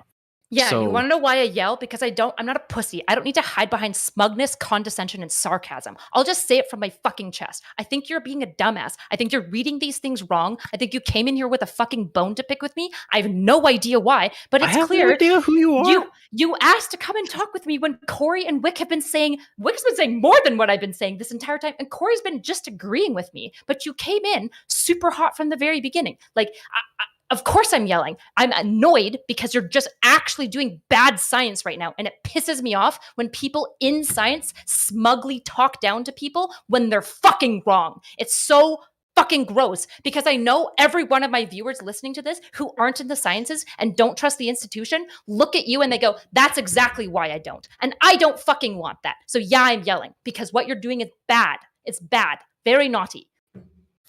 Bad boy. So the only reason why I even wanted to come in here in the first place is because people like Whick were literally citing anti-vaxxers and trying to agitate against the concept of peer review. The man gave me a paper from one of the most notorious anti-vaxxers that has been condemned by institutions like the CDC, among others. So that's actually the reason why I came in here. It had nothing to do with you. I don't know who you are, and now I didn't give you that paper till after you were on the panel, to be clear. So okay, correct, but besides timeline the under point, question again. Weasel besides more. Go the ahead. point, Go ahead. besides the Weasel point. more. Yes. Okay, besides the point. When people in my community tell me, hey, there's this panel going on where incredibly wild things about the institution that you work in are being said, that is actually something that fosters mis and distrust in the institution, in what the institution churns out in things like COVID vaccines, among other things that have a very clear-cut benefit to people. And when we're trying to say that peer review is so flawed that we can't trust anything because there are wanton amounts of errors in publications that peer reviewers aren't catching, that fundamentally sows distrust in things that have been peer reviewed properly. And we have to do more investigation to figure out the scope and magnitude of the problem. I don't think we disagree on that concept. I think we would both agree we should do more to understand the scope and magnitude of the problem. I don't think that's a far-fetched idea, and I would agree with doing more. But broadly speaking, we have to get to that position of advocacy to do more in the right way. So I was minding my own business. I have no idea who all of the people here are except for Whick and Corey. I think those are the only two people I've really interacted with before. So I don't know why you're ascribing some sort of vendetta against you. I have never talked to you or met you until now. That's base. You thought I was a normie and you could come in and dunk on me because I'm a dumbass instead. And that's way worse, by the way. Way worse. No, I never said anything like that. And if you're no, you going said to I don't know to who throw you are, ad homs, which then I think means that when you speaks for everything I've been saying. It's not an ad hom. You don't even know what a fucking ad hom means. You've been now. yelling at me this entire Being time. mean, You've called me a dumbass repeatedly. Being mean isn't an ad hom. Being an ad hom is when you fucking use an insult to discredit your argumentation. So an and that's ad what hom, you've been doing to me all night. I just said you're a dumb fuck. I didn't say you're wrong because you're a dumb fuck. Those are different things. I'm being mean to you. I'm not ad homing. Fucking learn your debate bro terms before you throw them out because it's cringe. I don't even think I have to say anymore. I really don't. You're correct. You have nothing left to say. Thank Okay. you. We can talk more about peer review, but Gang. I mean, Gang, I think we all space. Hey, I want to give space for anyone else to have thoughts on this. But if we have reached a place of where we're kind of I think we all know our positions, and I think there's actually a decent amount of overlap. And like, we all agree that there's real problems with peer review. I think just that different divergence is like how to solve that problem. Some people advocate for bolstering the peer review process, which I'm not, adamantly against. But I'm also not as extreme of like, abolish it altogether, right? Like I made it pretty clear that I am for gatekeeping. I just don't know to what level of gatekeeping there should be, and that might just be ignorance on my part. I don't know. I want to point out that I yelled at Whick first, so I was the first one to yell. So we can blame this on. We can blame this on you were stabby. So stabby, being very naughty. Very naughty. Well, that's what I know. Very just naughty. to be clear, this is what I host these discussions for. So if I'm fucking wrong, you can come and fucking yell at me tell me. I don't think I'm wrong. I think the data supports my conclusions, but you have different opinions. I think let the audience decide based on the arguments given, based on the data shown, based on the assertions made, and the demonstration of integrity and honesty shown by the panelists today. They can decide whether or not who to trust, who they should trust, and where to go. Any other And it thoughts, should Smith not. or Whoa, Tubi? I was in the middle of mine and you interrupted me. Fuck. Stop it, God, finish. Sorry, finish. I will never be finished now, just to fuck with you. Anyway, no, Sci-Hub and Z Library. I wanted to tell you guys, every single person, and even in chat, everybody was agreeing that we absolutely need to have access to these papers and how expensive they are. If you go to Sci-Hub, you can find a lot of the papers that people are like talking about. It's not going to be behind a paywall or anything like that. So you should check out places where you can look at these academic papers and to start talking to your congressman about making some of this stuff, like all of it eventually. But right now, we need this stuff available to us so you can read it. You're not going to understand it. Talk to your friends. Like I want you to not just go making conclusions, but we have a right to access this information. That's my first one. And secondly, Whick, yes, you keep sharing shit. Like you sent me for this entire thing. We didn't even get to the college one, but you sent me to this guy, this fucking weirdo, who's This scientist. Adam He's a published Mastrio. scientist. Yes. Shh. Adam Mastriani, he is like this fucking weirdo who's just like everything's his opinion. And here's what I'm gonna say. Maybe he's a smart dude since for some reason you want to like just listen to one of these guys, but we can't trust entire institutions. Okay, now what are you going to sell me on to trust this guy who is just sharing these opinions, who gets lost in the weeds a couple of times? You have to be able to give me better fucking sources. Like I will say right away, Erudite gave me one of those better sources. Like I started reading it, and I apologize for like not paying attention earlier, but it was really fucking interesting. So I started reading the one from nature.com, and I'm going to go read it again as soon as I hang up, because it's the part that's like the best, that's like really interesting, is about how there's less diverse language and how it's beginning to stabilize, and there's less disruption in linguistic practices within published papers. And that, I don't know, that's tickling my brain. So I have to go back and look at that. But you could have shared a source like that, and you fucking didn't. You shared the equivalent of those stupid bitches who say, I have the best recipe. Let me tell you about my 5-year-old. Like, that's what this guy is, but for science. Like, don't share that shit, man. What the fuck? Peer-reviewed, published scientist, to be clear. He has published. Give me the fucking no. I'm telling you, give me the fucking recipe. He's over here like whining and just opinion piece. Don't read that shit. Read the other stuff. Goddamn. How many sources would you like me to give you before a panel on Twitch to discuss a topic? Do we need 20? Not this guy? Do we need 100? Is it because you don't like him? Oh, he's an idiot. Like I couldn't believe what I was reading. Because you disagree? No. Here's this guy. Hold on. I'm going to go back to his about. I'm going to share his about actually in your chat, and people can read it for themselves. On his private page, he has a funny about. Okay, fair enough.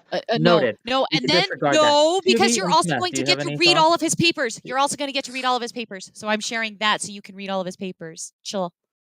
Sure. You can go first, man.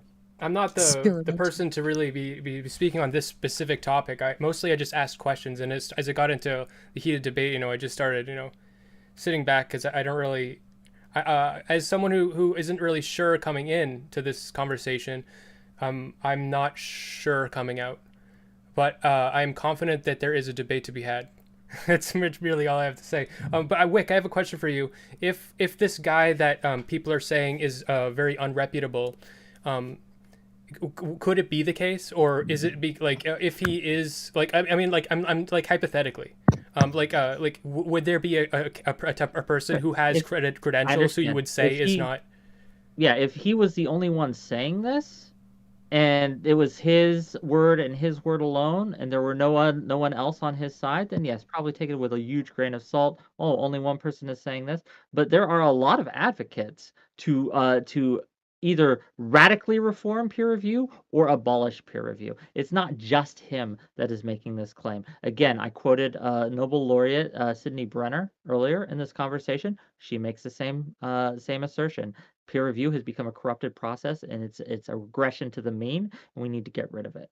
Again, it's not simply this one individual. I am just, for the purposes of discussion, and because he wrote an article which cited multiple sources, right? Multiple scientific sources within that article, it was a good jumping off point. So that's why I did it. Does that make sense? I was just asking, if there could be anybody who has credentials but also is ostracized, could you say that someone is a bad advocate for what they're saying for, what they're saying? If as long as they have credentials, does that mean that they are a good No, advocate? that's not. Yeah, the credentials doesn't make you right. Like that's a Right. fallacy, right? Okay. Just because That's you've been. all. That's all I Yeah. really want to. No, that's Okay. fine. Tubi, any other final thoughts? Yeah, I mean, I really enjoyed everyone's contributions to the conversation. I'm sorry I wasn't able to contribute more. Um, I would just like everyone to, even though, we had a pretty heated discussion about almost the legitimacy of science as it's practiced today, it seems like. I would like people to know that science has made many improvements upon its methodology since we've been doing it for several thousand years now. Um, I think the scope of the questions that we're answering is much smaller. The claims that we're making are much more atomistic. And so I think our likelihood to come up with ridiculous conclusions is limited. It is very difficult for a lot of people to achieve high level funding. And so there's a lot of people competing with really high level, good, well thought out ideas that are tractable, that they can accomplish within a reasonable time frame.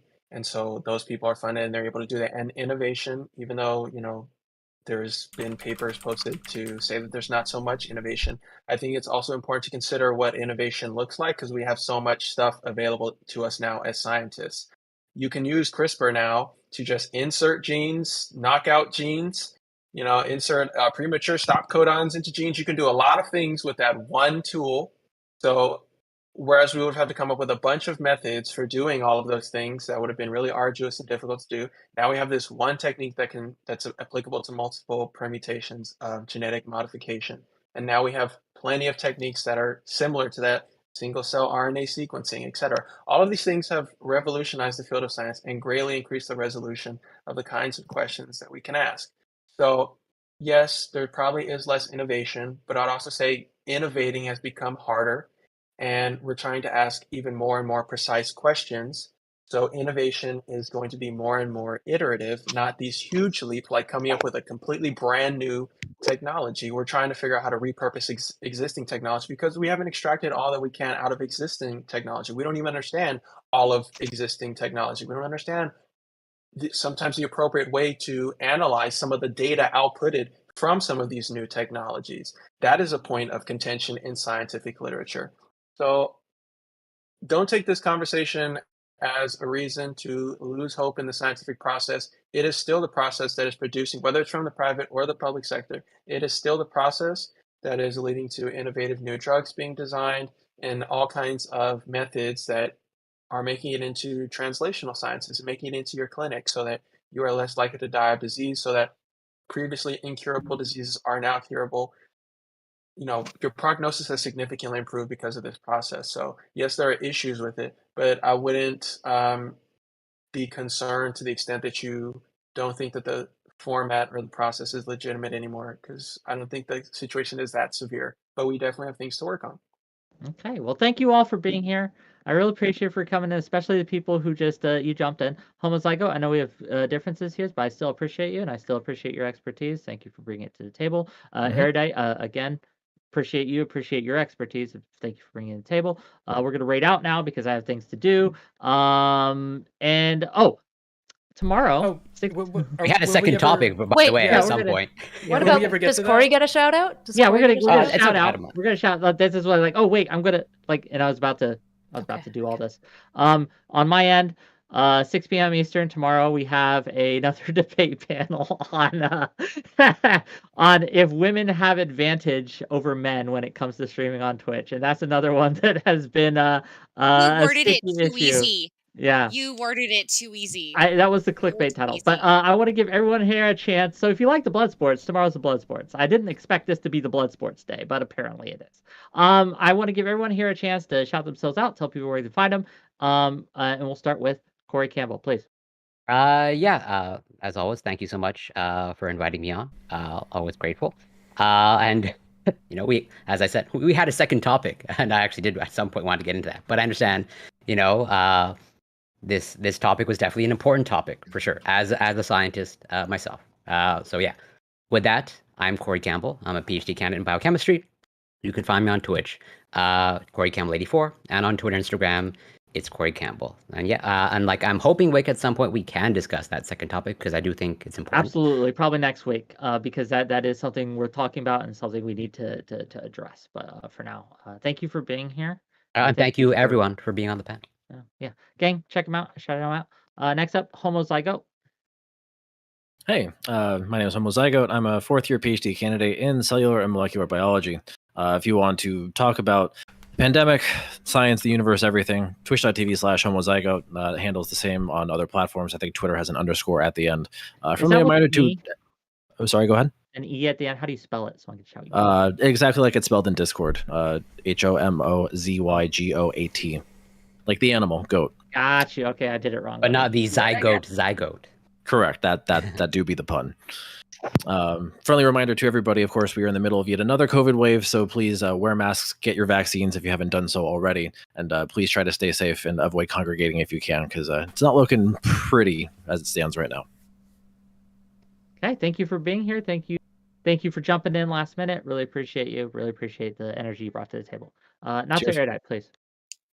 Yeah, thanks for having me, Wick. I know I just kind of jumped in on the sideline. I wasn't actually planning on streaming today, so this was fun. I guess here's what I would say for the audience. There's so many criticisms of the institution, but science is like one of the coolest, funnest, greatest pleasures that you can participate in, especially if you have like a super curious mind. Every time I get to walk into the lab and do like MRI research and stuff, I'm in my happy place. It's like the best thing ever. So I guess I would say one of the main reasons that academia is becoming less trusted by the masses is due to like useless persnickety ivory tower types who have nothing to say. And they just like want to differentiate without differences. And they just use smugness to imply that they have authority. And it's not the right way to go about it. There's so many based academics out there that you can listen to. Corey knows a lot about biology and research, and anyone who asks me anything biology, I'm just like, have you heard of Corey Campbell? You should go check out his stuff instead. Like, there's so many wonderful academics who will be like honest about problems within the institution that like just because there's like sometimes bad apples, it doesn't mean like the whole institution is rotted. And even if the institution is rotted, science is this like wonderful self-healing process because it's always striving to find what works and what's right. And so I guess science is like the one institution that I just always will believe in because I just think it's the best thing ever. So please don't take this panel as a reason to just never trust scientists. It just means right now there's a bit of a buyer beware, and you have to look a little bit harder to find the academics that you can trust to report to you accurately. But they're out there, and they sound based, and their logic is usually consistent because science is consistent because it's math. So just look for those people who think well. Okay, thank you. Thank you for jumping in. Really appreciate you. Check her out. Not so erudite. Next up, Stabby, please. Hi. So I'm just visiting today. I haven't started my stream yet. I'm just going to be doing sewing and stuff like that if you guys want to find me. For Grackle and Conservative Dad who keep like saying that I have an OnlyFans. I still don't have an OnlyFans, but I will make an OnlyFans to teach men how to quilt so those two can stop being fucking useless. So here's my link tree. Follow me there and you might learn how something. I do want to tell you that there are two, I'm going to be sharing links for that as well.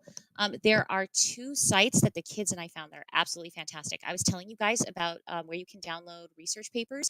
I will be putting that in the chat for you guys. And then there's another site that says that shows you as high school and college students with your teachers or even with your parents how to replicate some of the studies, the famous studies in history. It's really fun. Some of it is kind of out of our reach, of course, but if you're really interested and you want to know exactly how attainable science actually can be, there are a lot of things that you can safely replicate at home, and I'll share both of those links in there, especially if like we get locked down on COVID with summer coming up. You guys want to like do something with the kids, this is actually a lot of fun. So I'll share both of those links in the chat. And again, if Grackle and Conservative Dad are going to keep saying that I have an OnlyFans, I'm going to teach them how to be useful. So follow me there and I'll teach you guys how to quilt. I'll see you. Well, thank you for being here, Stabby. I really appreciate the energy you bring. You're always great. Smeth, please. All right. I'm Real Smeth on YouTube, and you can find me on Twitter, Real Smeth. I guess today I'm just the pretty boy on the panel. Yeah, but I'm happy to fill that role if that's needed. But I wanted, can I say what the other topic was going to be? Yeah, of course. Okay.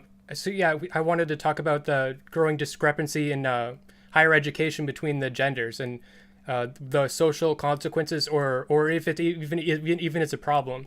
I was going to say I think it's a good thing, but we can talk about that another time. And we'll probably do it next week, gang, because put that is worth addressing. But yeah, I'll put thank my you. YouTube in the chat.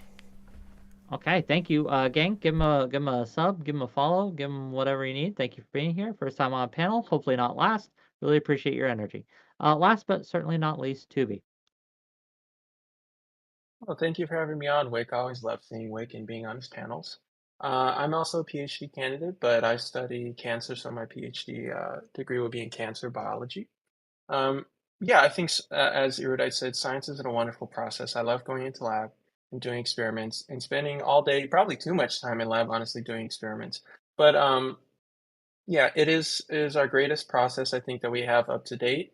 It is filled with errors, of course, but realize that the philosophical underpinnings of science are empiricism, and so it's always operating on an hypothesis-driven, experimentally proven process, and so it's an iterative process. And so, of course, it's going to have errors embedded in it, but it's also allowed to correct for those errors, and sometimes those errors include publishing results that are later proven to be wrong or later disproven. That is also part of the iterative process. Every scientist knows that nothing is sacred in science. Everything is up to challenge, so long as you have reasonable evidence to challenge it. And so I think people just need to remember that. And also, if you feel inclined to involve yourself in science, I would recommend that you do.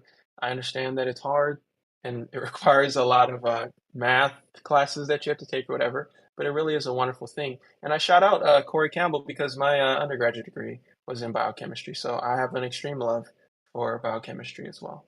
Thank you so much. I appreciate that. The Corey's getting all the love today, and we love him here. He's great. Check him out. Check out all these wonderful people. Right, Tubi, do you have anywhere people can find you?